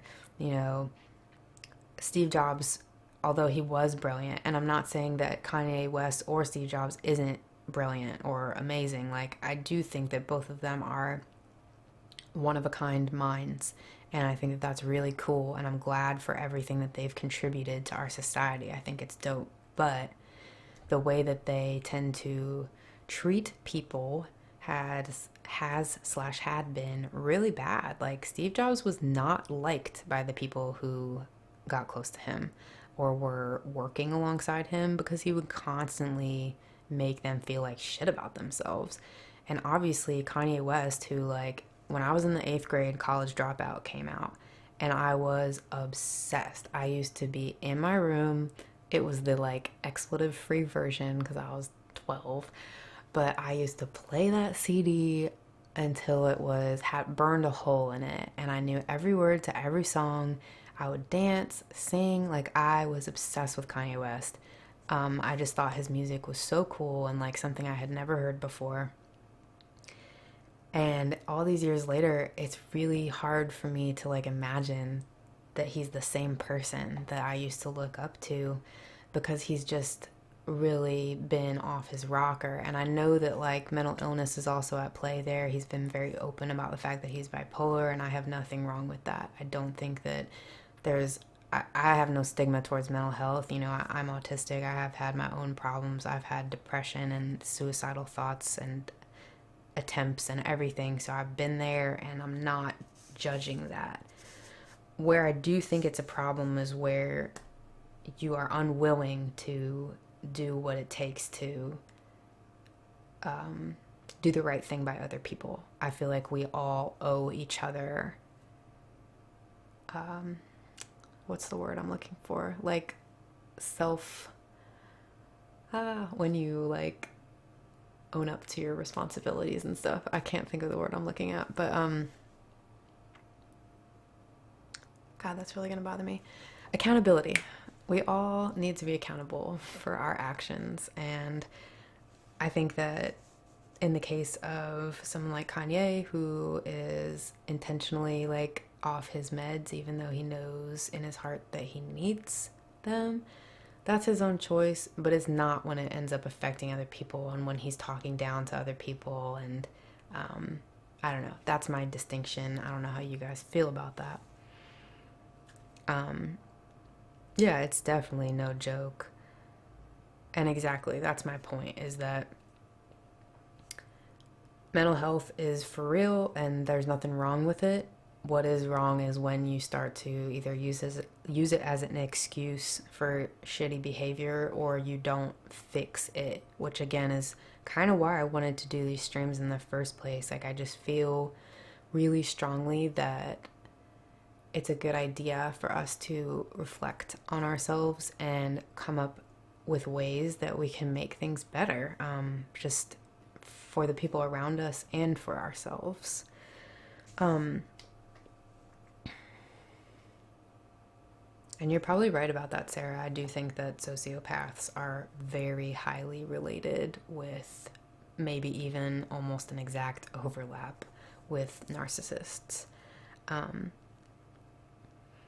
I do think that these, so far and hopefully in the future, are helping me be accountable, because, you know, I'm coming in front of however many of you and then putting it on YouTube to tell everyone like my dirty laundry. Essentially, I'm admitting that I have all these faults and flaws and things that I'm trying to work on, and it's not easy every day. I sometimes do things that I wish I didn't do, or say things I wish I didn't say. I mean, I think that's just natural, but I'm finally at a point where like I can accept that I'm not going to be perfect all the time.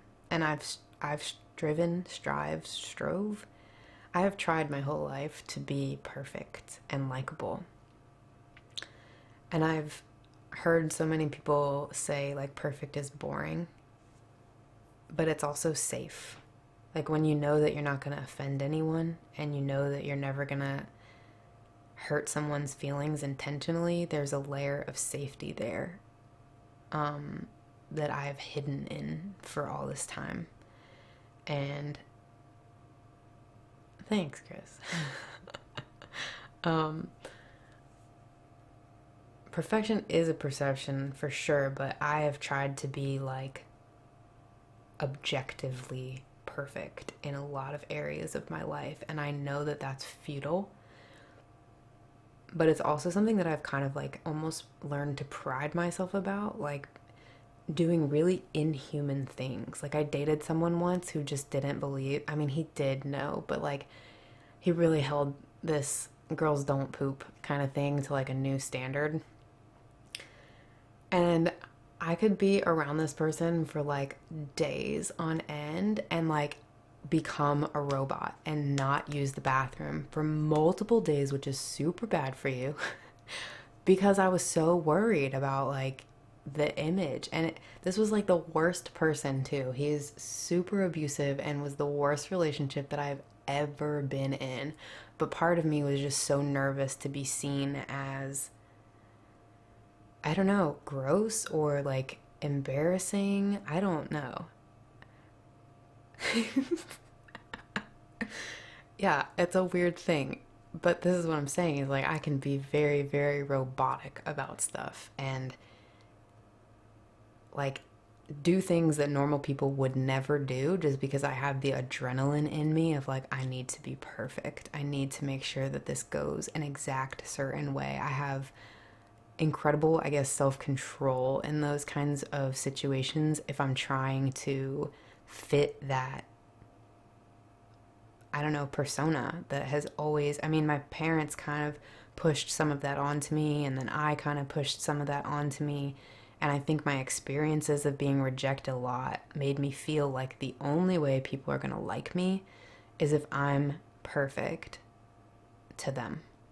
So if I learned that someone didn't like something, I thought most people probably don't like that. And I've just closed myself into a smaller and smaller hole to where I'm not really fully myself. And I always look back and I'm like, what happened to me? Like, what happened to the version of me who was an entertainer, someone who liked to make jokes, someone who liked to sing and dance and just leave the house looking crazy or feeling good about herself? Like, where did that go? And I've realized that it's just completely gone to the wayside based on my own feelings of like, I have to be perfect or else no one's gonna like me.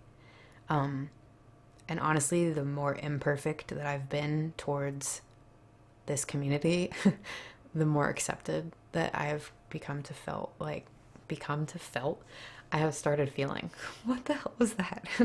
I think that people felt like they couldn't really relate to me until I started being until I started like showing that I actually have a personality and that I have thoughts that aren't just what everyone else thinks. There are still some things that I don't talk about or like I'm still too shy to, but I'm glad that I'm streaming and getting some of this out there and I don't know, challenging myself, I guess. And I hope that you guys will see my pathetic little, like, I shouldn't say that, self-deprecating, my little flower that's sprouting and I want to water your own flower. Okay. That was my worst metaphor of my life, and I do a lot of metaphors, so that's saying something. So I want to make sure. One of the other quotes in this book that I thought was really, really big that also relates back to the winners versus losers conversation that we had is, quote, "It's about feeling as if you're nothing rather than having nothing." And that doesn't really seem like a very like earth-shattering thing to hear, but it kind of, we don't live by it, I guess. As we've talked about, like social media and the way that we interact with one another has changed so much. and materialism is the only thing that people seem to care about. And I think that that's hugely evidenced in everyone like getting lip fillers, and I'm not shitting on anyone who does. You're more than welcome to do whatever makes you feel good.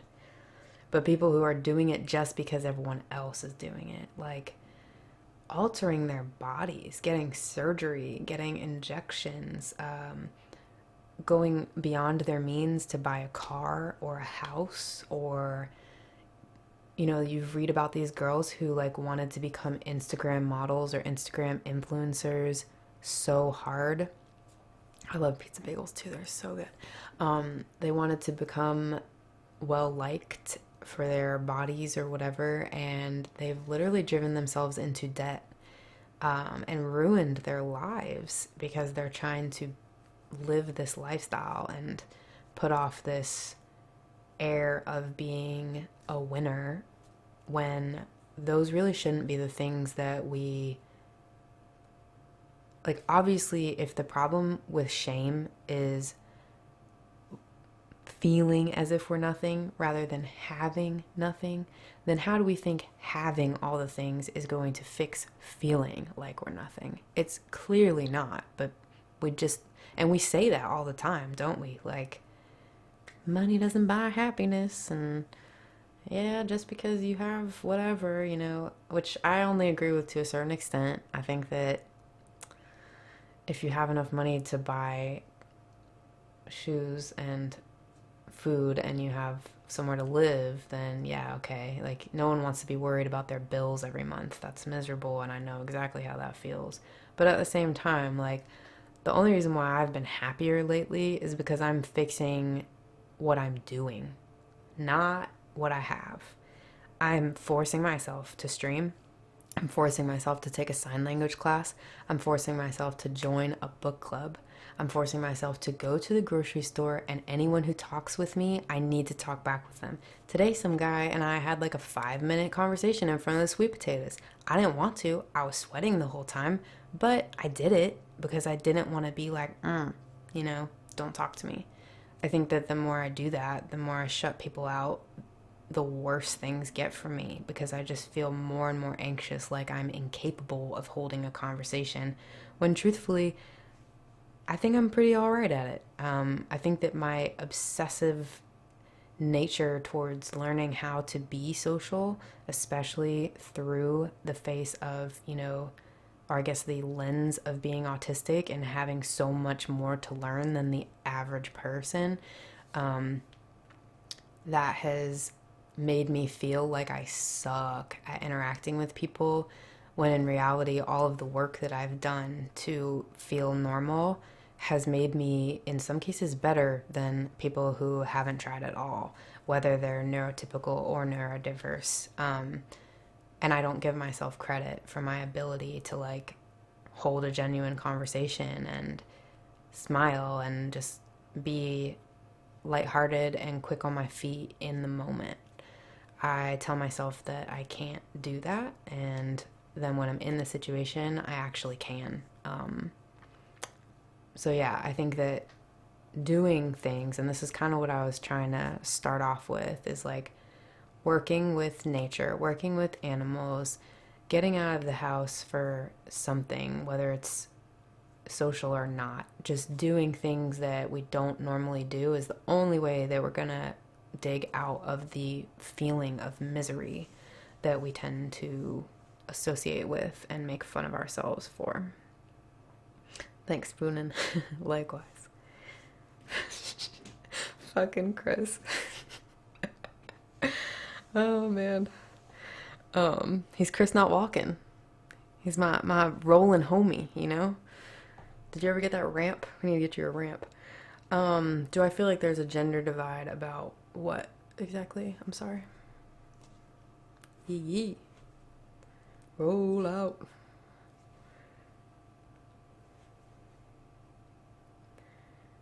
And board game nights are awesome. I actually love playing board games a lot. About ASD and coping. Do I think there's a gender divide in that? I definitely think that Statistically speaking, and from what I've read, obviously I've only been a girl thus far in my life, and I think I plan on staying that way. And I probably couldn't speak for a boy even if I changed my mind, but I think that there are definite differences for boys on the spectrum and girls on the spectrum, but there are also a lot of things that we relate about.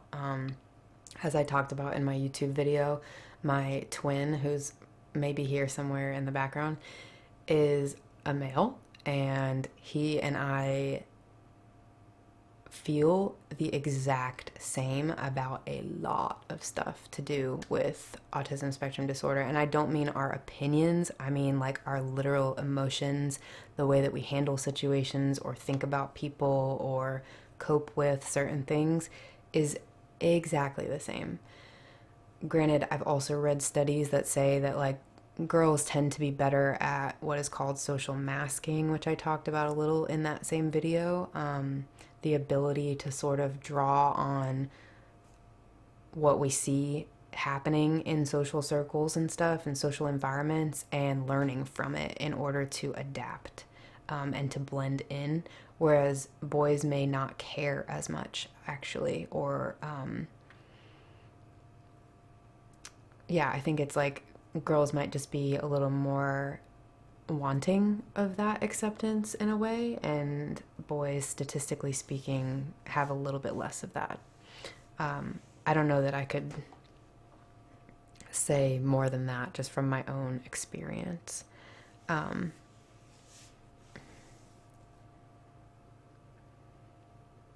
yeah, that is definitely a bigger topic in general, like spectrum or no spectrum. I think that as much as people want to dissolve gender, like we're still living in a time where norms and roles and whatever are acutely a thing. Whether people want to break them is another situation entirely, but I think that guys have to deal with things differently than girls do in some situations. If you saw my last stream, and if you've known any girls, you might know that girls can be incredibly, like, viciously, backstabbingly cruel. And I think I've been privy to a lot of guys, the way that they treat each other as well. And it's a very different vibe. Like, you can get shit on as a dude, but, like, you're getting roasted. You're not getting... I just feel like it's different. I don't know. That might be a whole nother stream to consider. Yeah, fucking schmeg, dude.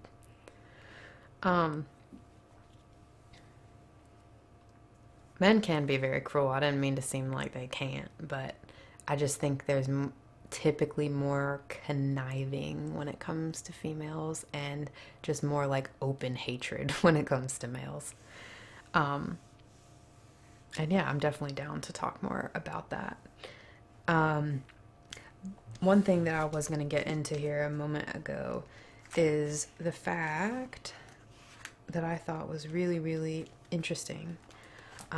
So they were talking about that still face experiment that we talked about a while ago, and how infantile experience conforms more or less to expectation, promoting a healthy sense of self and self-worth, like when the mother is actively engaging with the child versus not. And it says here that brain scans of children brought up in highly dysfunctional families show stunted growth and fewer neural interconnections compared to children reared in healthier environments. The anatomical expression of core shame. So if you, like me, relate to feelings of core shame, it is interesting to note that this actually has impacted our brains on an anatomical level. You can see in a brain scan the difference in someone who developed with or without this core shame. And I think that that's a really helpful bit of knowledge to have when you're feeling down. I think that people can be so hard on themselves and go back and forth with like, well, is there really something wrong with me, or am I just like kind of being a little bitch about this? You know, like, can I handle this? Should I be able to handle this on my own? And again, it's not an excuse to use or anything, but I think that it can be bolstering to know that there really has been damage done. And it really is going to take a lot of effort and self-reflection and changing those patterns. One thing that I haven't looked into yet, just because I don't want to kind of know the answer, is whether or not I can fix all of this.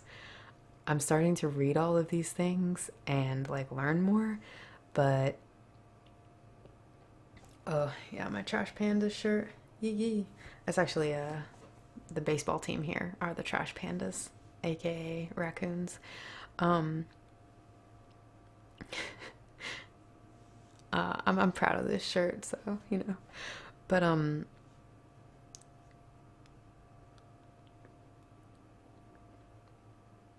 well, I definitely didn't mean.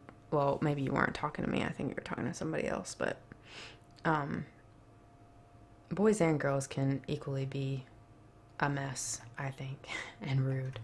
I didn't see the original comment. I think it just depends on the culture and like your environment, because like things can get really, really out of control. My older brother,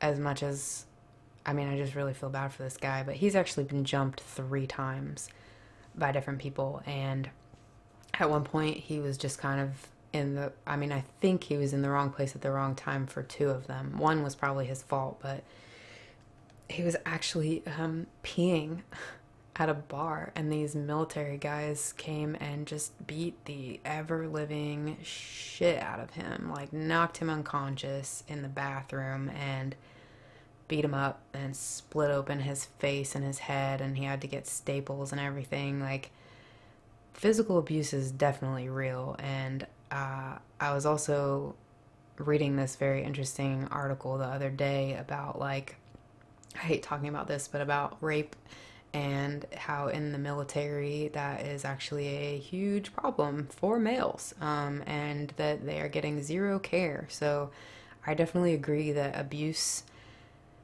happens between males, and it can get really savage and terrible and horrifying. And I'm not saying that that doesn't exist. I think for me at least, I was just talking about like on the surface level.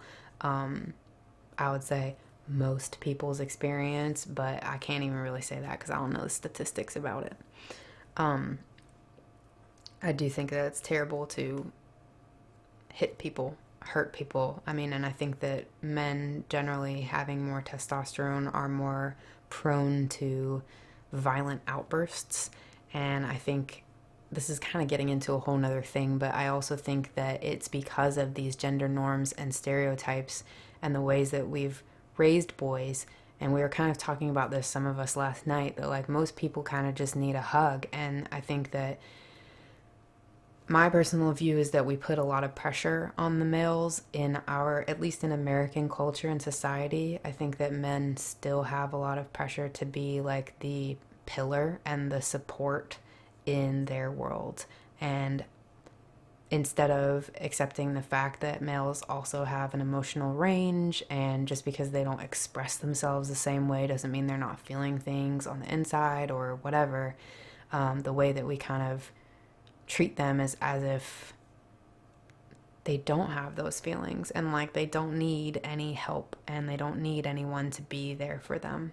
And I think that if a boy is not able to form a good relationship with his own mother, that can become a huge problem, because that might be kind of the only chance that he gets to have that, to have someone who's looking out for him. You know, you would hope that partners, whether they be 2 males, 2 females, or a male and a female, you would hope that the partner would be there for the other partner. But we're seeing a lot of the times that people don't have the emotional and social skills to be there for someone else. They're getting into relationships, committed relationships, marriages, whatever, and not really having their own stuff together yet. And then everything just kind of falls on one person, it seems like. And typically that seems to be like the male of the relationship just has to deal with it. But I'll definitely talk about all of that in a different stream.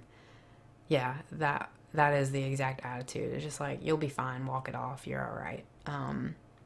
Don't cry, don't have feelings, don't interact on that level. And I think that that's not cool at all. I have a lot of thoughts about that, so that'll be something on my list of topics to talk about. So just a couple other types of narcissists really quick.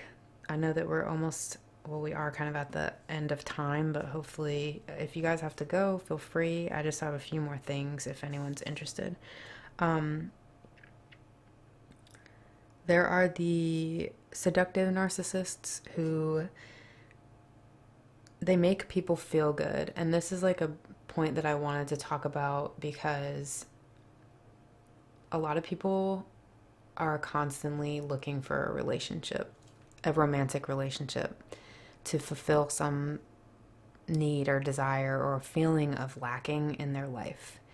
And this is like something that I think these people really need to look out for. I'm personally like super jaded and cynical at this point, and I don't feel like I need a person to complete me because I'm just over it, I guess. but 99% of the people I talk to, from my own cousins to strangers, want the fulfillment of a romantic relationship. And seductive narcissists are out there lurking and waiting for people like that who are looking for love, who really actually want a true connection with someone. And these people will swoop into your life and idealize you and tell you that you are the greatest thing to ever happen to them.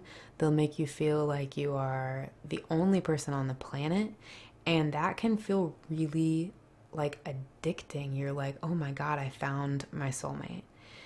And I would just caution that if someone comes into your life and within days of knowing you is telling you how perfect you are or how wonderful you are or whatever, there is a good chance that this person either, number one, has no sense of reality when it comes to romance, or number two, is a seductive narcissist who is manipulating you into wanting them.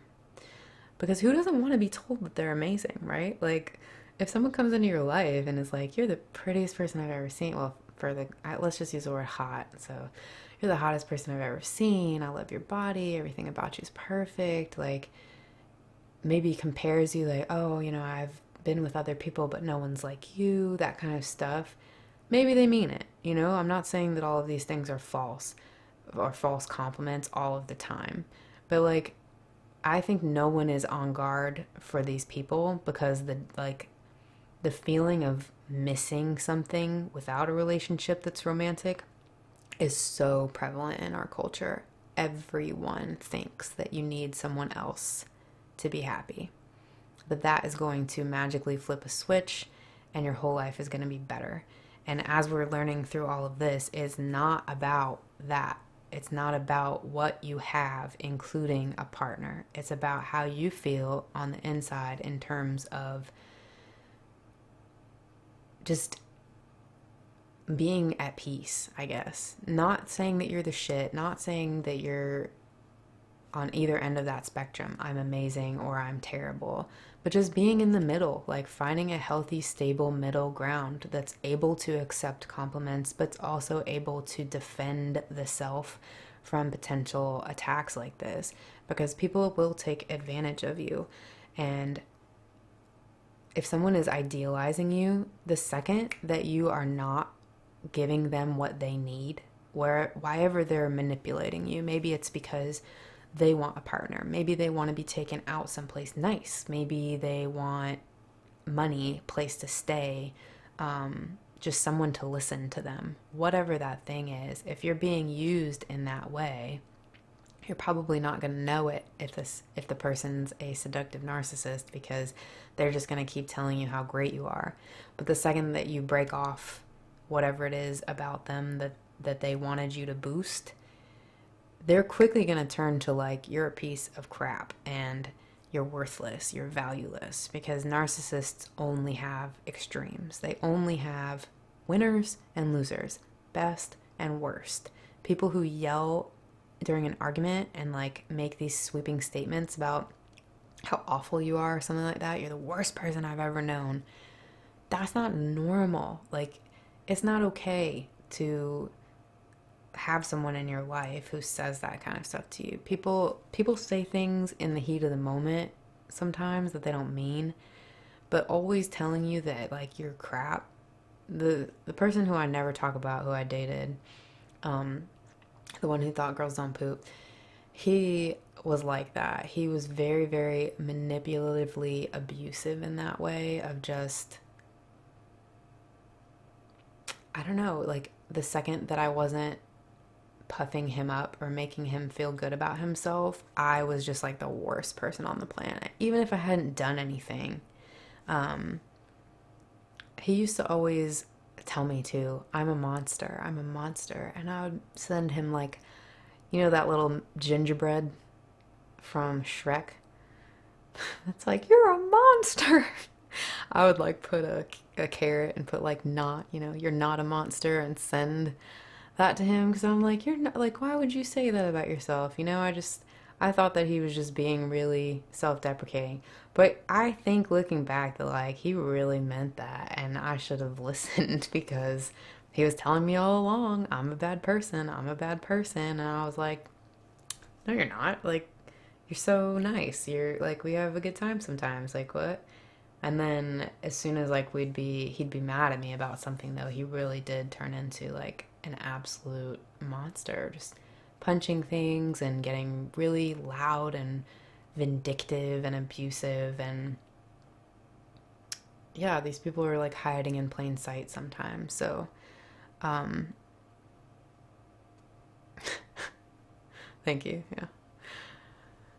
Um,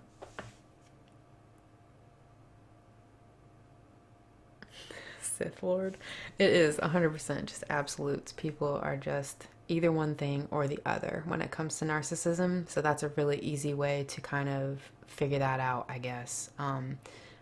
Also, if you feel like someone is getting mad at you or having weird feelings towards you and you don't know why, you might also be dealing with a narcissist.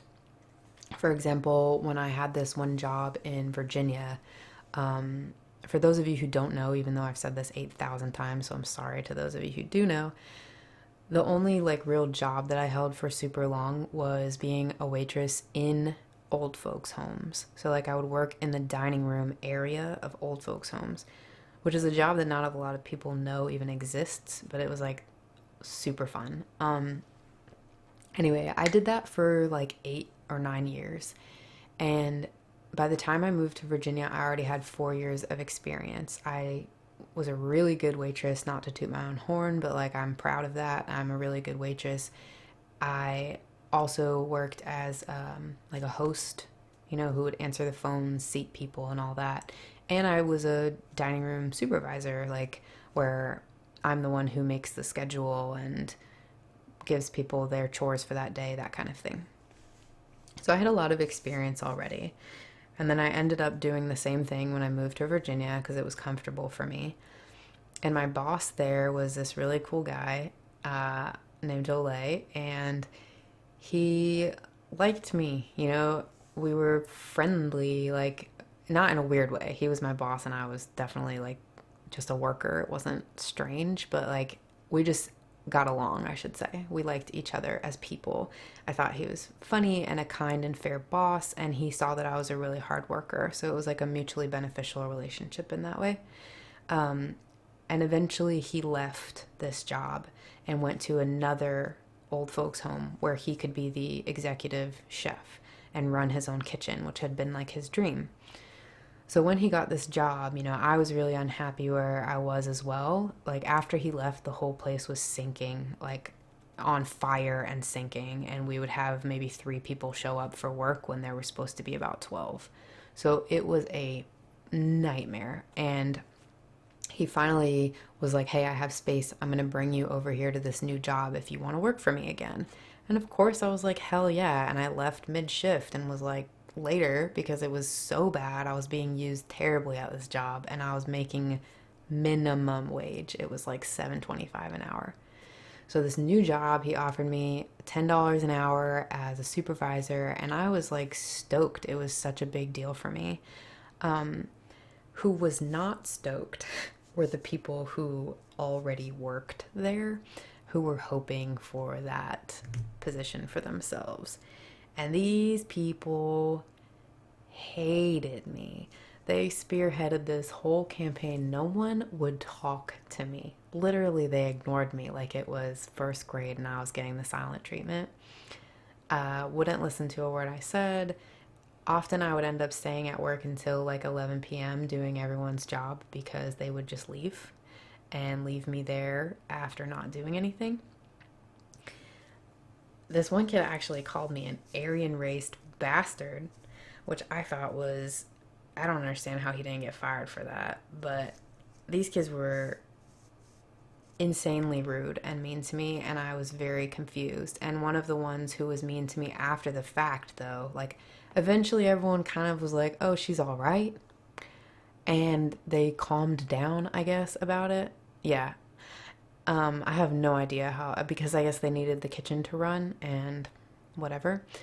But there was a lot of terrible crap that they would put me through before eventually, like, I had a conversation with one of them and they were like, oh, she's okay. And then once one person thought I was okay, everyone was like, she's all right. And the same kid who called me an Aryan race bastard was like hitting me up for like a booty call a year later. I was like, bro, okay. Anyway, moving forward. One girl who was not a part of that was this girl named Shmen, and she came after the fact and just hated me, and I could not for the life of me understand why.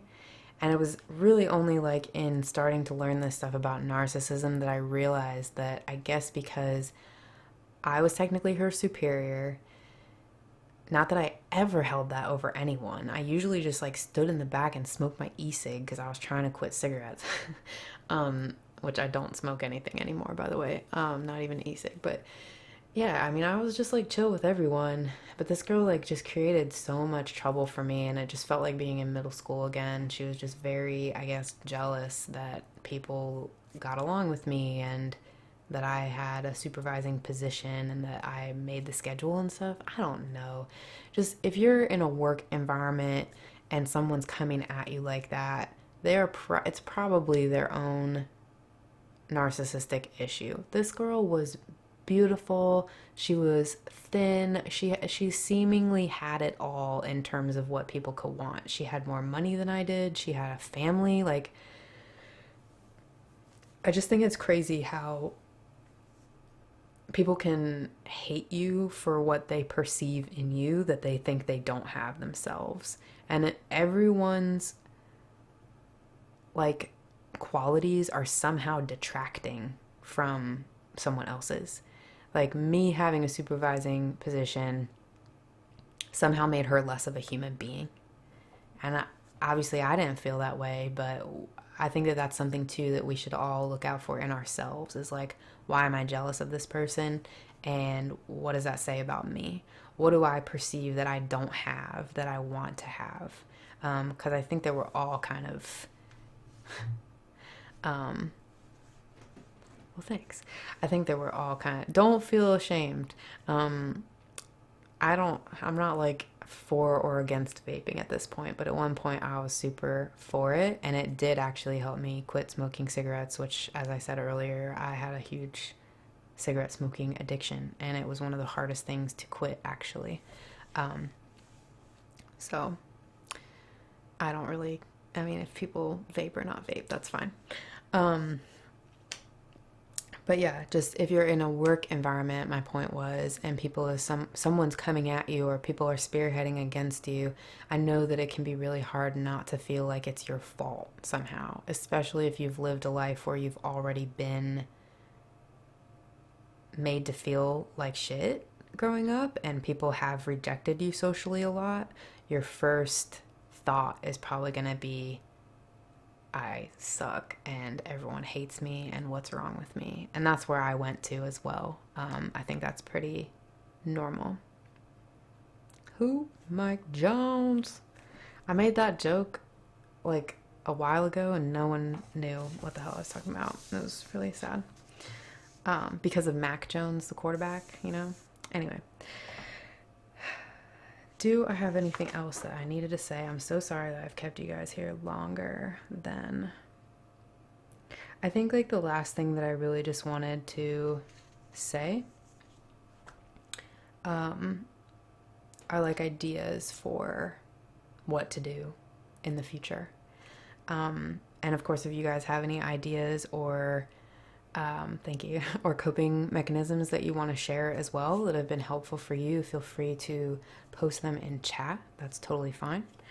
I think that none of us really want to be stuck in any of these situations when it comes down to it, except for the people who can't see it. And I don't think that any of you would be here or care about any of this if you were in that category. So assuming that everyone wants to do something about it, my first sort of advice, I guess, would just be to learn not just to reflect, but also to set boundaries for yourself. Logical boundaries that are built off of what you believe. And it really can help you like get in touch with what you do believe. Like what's important to you, what your values are, where your morals lie, and know that like people are fluid. You're never just one thing or the other thing. So you don't have to feel like just because you feel a certain way now, you have to feel that way for the rest of your life, or your opinion can never change, whatever.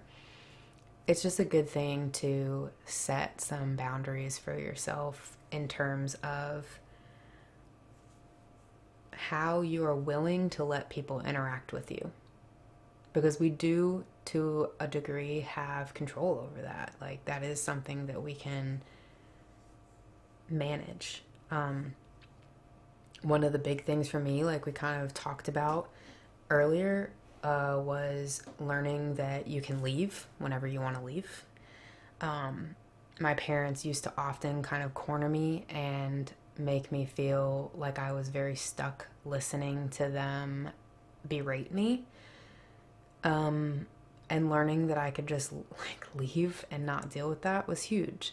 Another thing is like telling someone, and this isn't necessarily if you're getting yelled at, this is like in any situation, telling someone either I don't want to talk about this right now because I'm too heated, or be like, you know, can we have this conversation at another point in time because I don't feel like we are able to communicate properly right now. Like, you don't have to blame anyone. You don't have to say like your bad attitude is making this conversation hard. You can just say, hey, you know, I want to be able to discuss this with you, but at the moment I feel like we're not connecting, we're not on the same page, and I'd rather that we pick this up at a time where we can both kind of calm down and be more level-headed about it. Anything like that, you're totally allowed to say. You don't have to rise to people provoking you in the moment.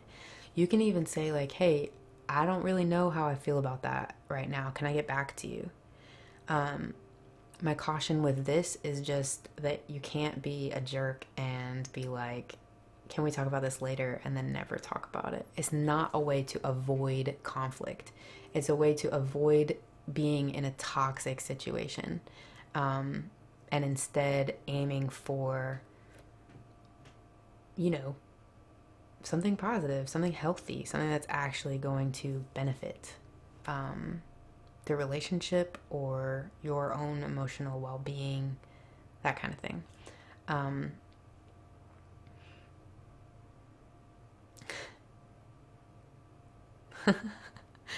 Thanks.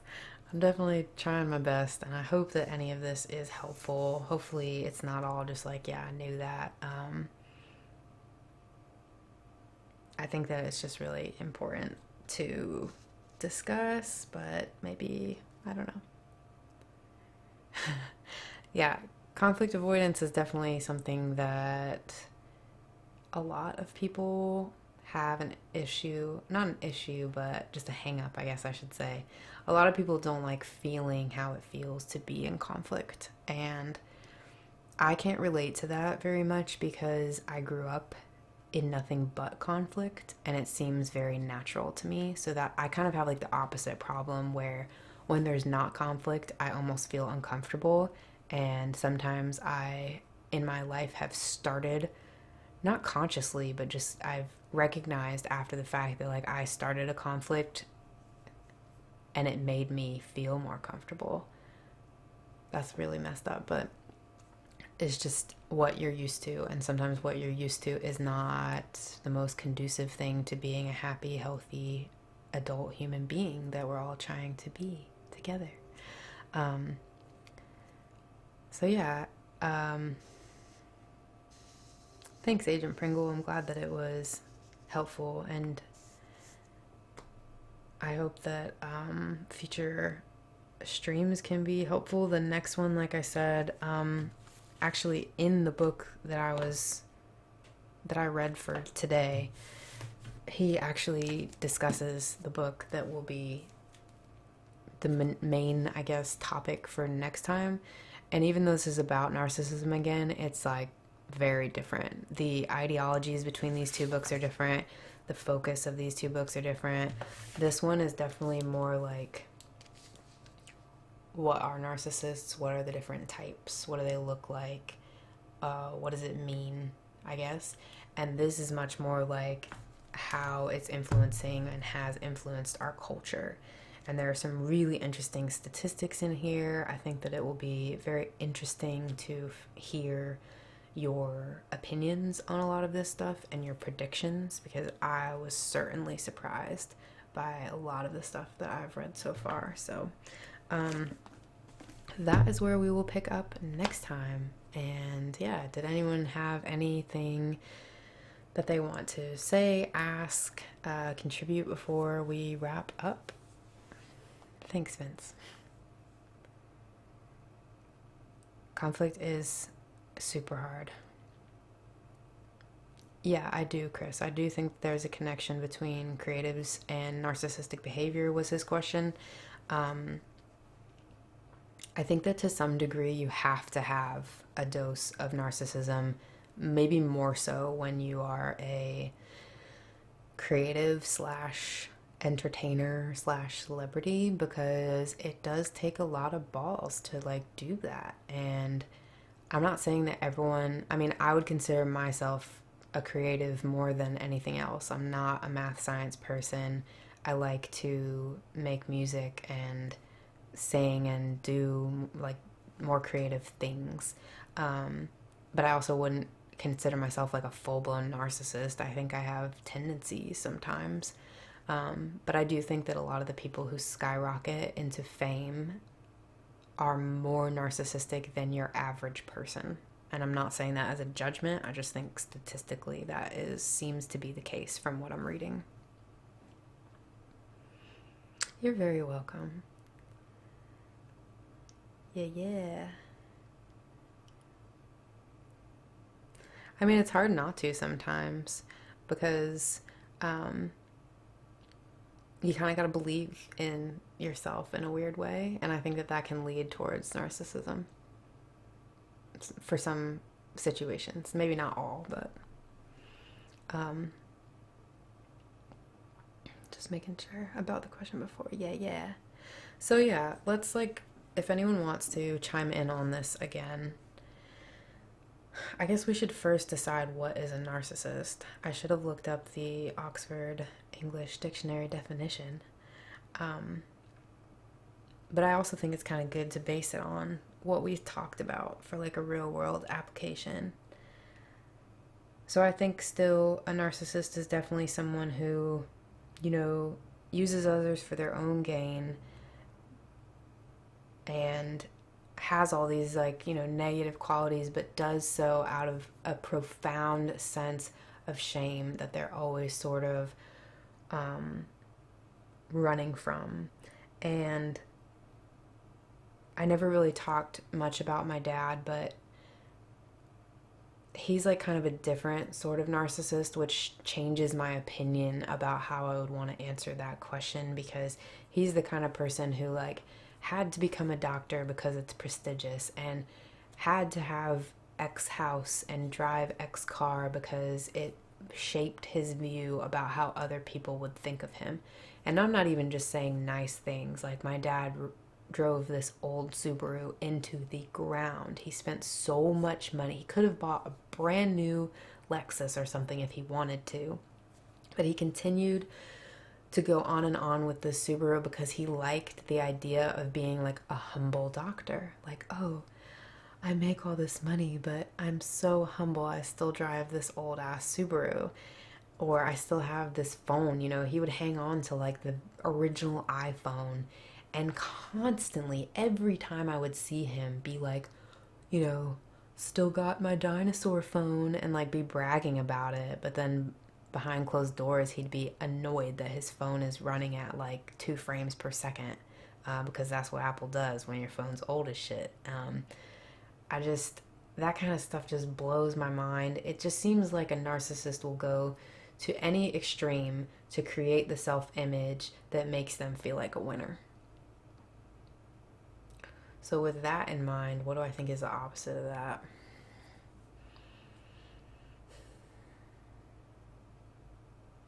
A person who doesn't want to share their pizza bagels.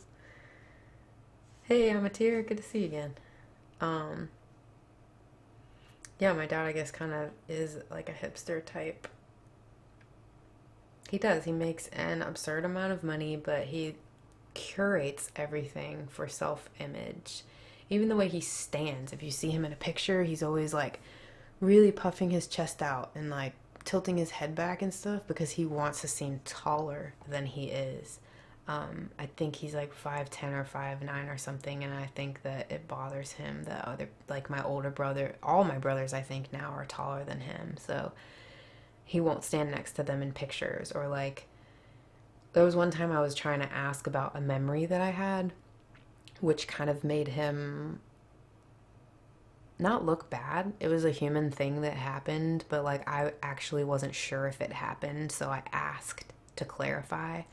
And I learned that it was a real memory because he still was like, don't talk about that. Like, can't even acknowledge things that have happened in reality, which just blows my mind. I think it's a state of delusion brought on by fear of shame.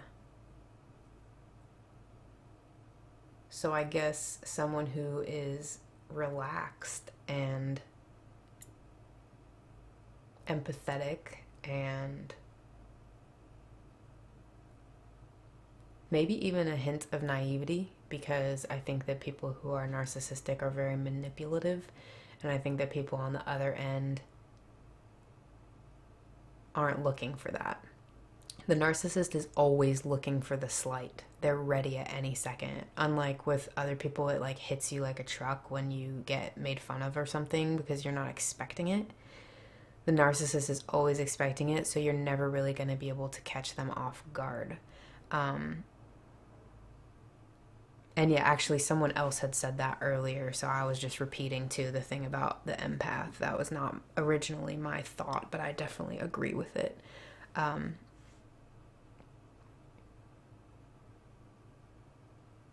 Ooh, that would be hard to talk about body language because I know that I like I guess that's like hand talking more so, but I also know that certain things with body language can be very, very interesting.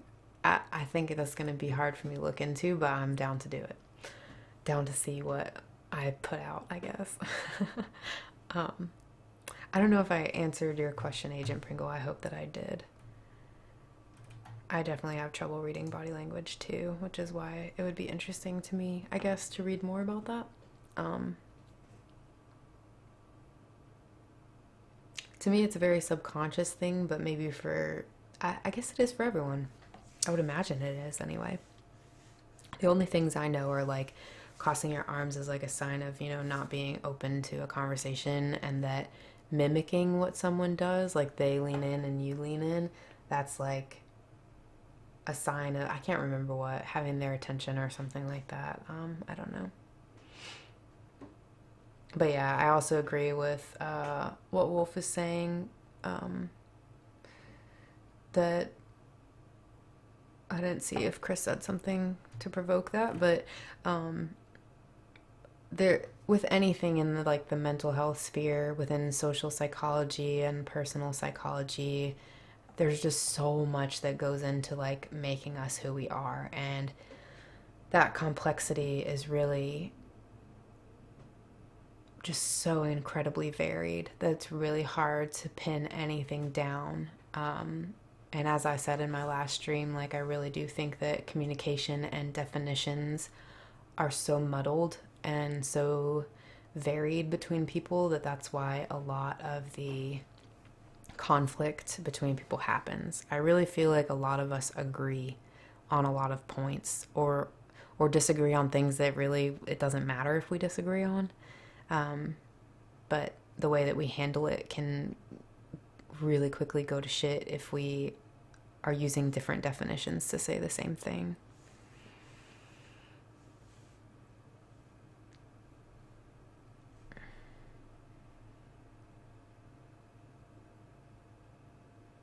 That's a good point too, Sarah.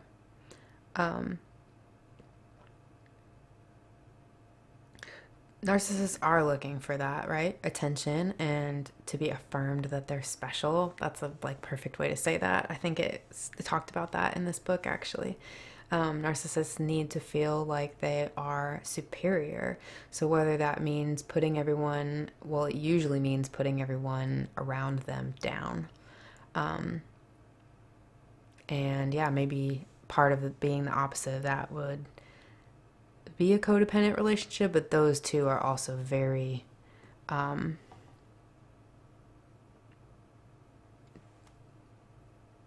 varied. There's just so much that goes into all of this stuff. But I'm excited to be exploring it, and I'm very thankful that you all showed up. I don't know if you're talking to me when you say notice me, but I did talk about the body language thing. That was the last thing I saw you say.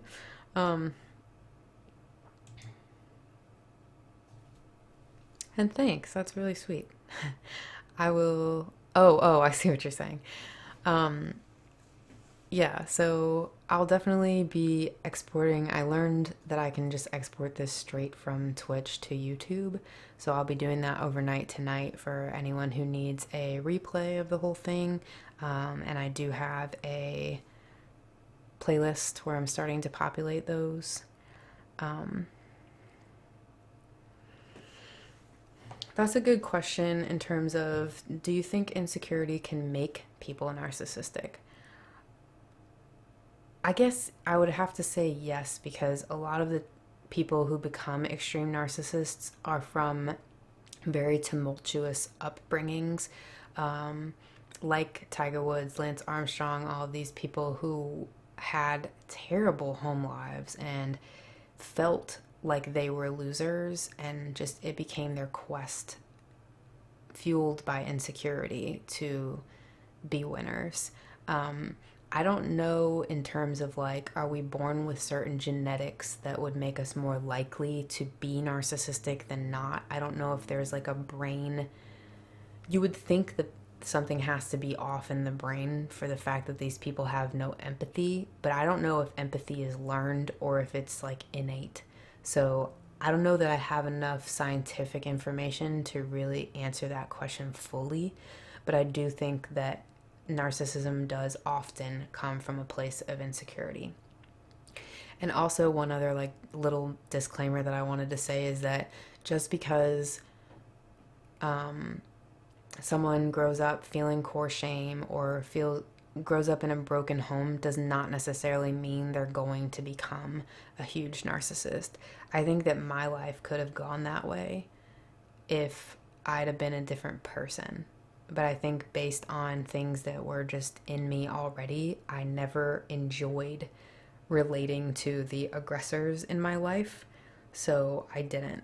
I kind of went the opposite route of them and said, I don't want to be like that. I don't know if more people are, if certain people are primed to split away and certain people are primed to just kind of follow the pack. One of like the saddest cases to me in the book was, and I remember seeing this in the news, was there was a girl in Florida. Her name was Rebecca Sedgwick, who a few years ago now, if that name is ringing a bell, she climbed up a water tower and threw herself off of it and committed suicide at the age of, I think, 13, 12, something like that, because this bully girl in her class was absolutely terrorizing her and would terrorize anyone who would even talk to her. So she just became incredibly isolated and alone. And what was very interesting in a morbid way to me was that the two girls who, one, obviously Rebecca became empathetic and kind-hearted and sweet, and her bully became the aggressor, full-on narcissist aggressor.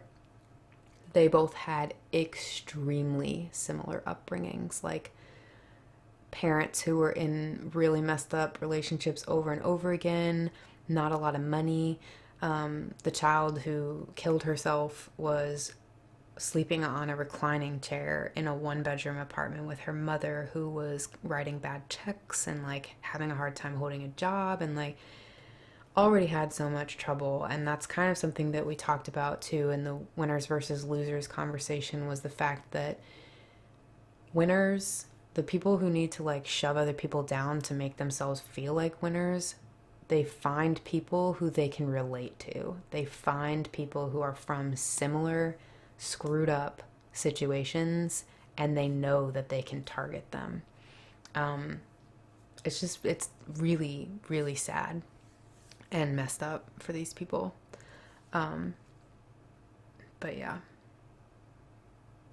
Ugh, it's the worst when it's the young ones. I mean, it's just, I hate seeing those stories. These young people who are just, I feel like it just could have easily had been me, you know, like you just look back at some of the crap that has gone on and you just think like, God, I was in that headspace at one point, and it's just amazing that I made it, but then it's also so sad for me, the people who didn't or don't, because no one should have to go through that. And I hope that in exploring these topics with people, we can just start to be better people towards each other, and not only feel more confident in our ability to connect, but also like the quality of those connections, and making sure that we're never the ones who are pushing someone to that point. Instead being the person who's going to hold out the net and save them. Exactly. That's exactly what I think the goal is. Just be there for the next generation, be there for the people who are still struggling, whether they're older than us, younger than us, or the same age. Being able to offer a hand is a big deal, and I hope that this feels like a hand, this stream, and having everyone here together and talking about it. So thank you guys again for coming.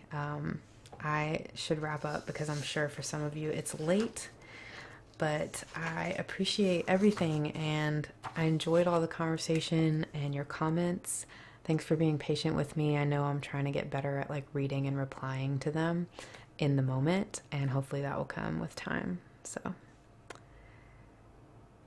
I'm glad that it was eye-opening. Thank you guys so, so much. I hope everyone got a little something out of it. Thank you. I hope you guys all have a really good night, and some of you I'm sure I'll chat with soon. I'm about to go get some blood orange sorbet and change my clothes because I've sweat through them again. And yeah, I'll see you guys next time. Thank you so much. I'll bring pizza bagels for you next time. Good night, guys.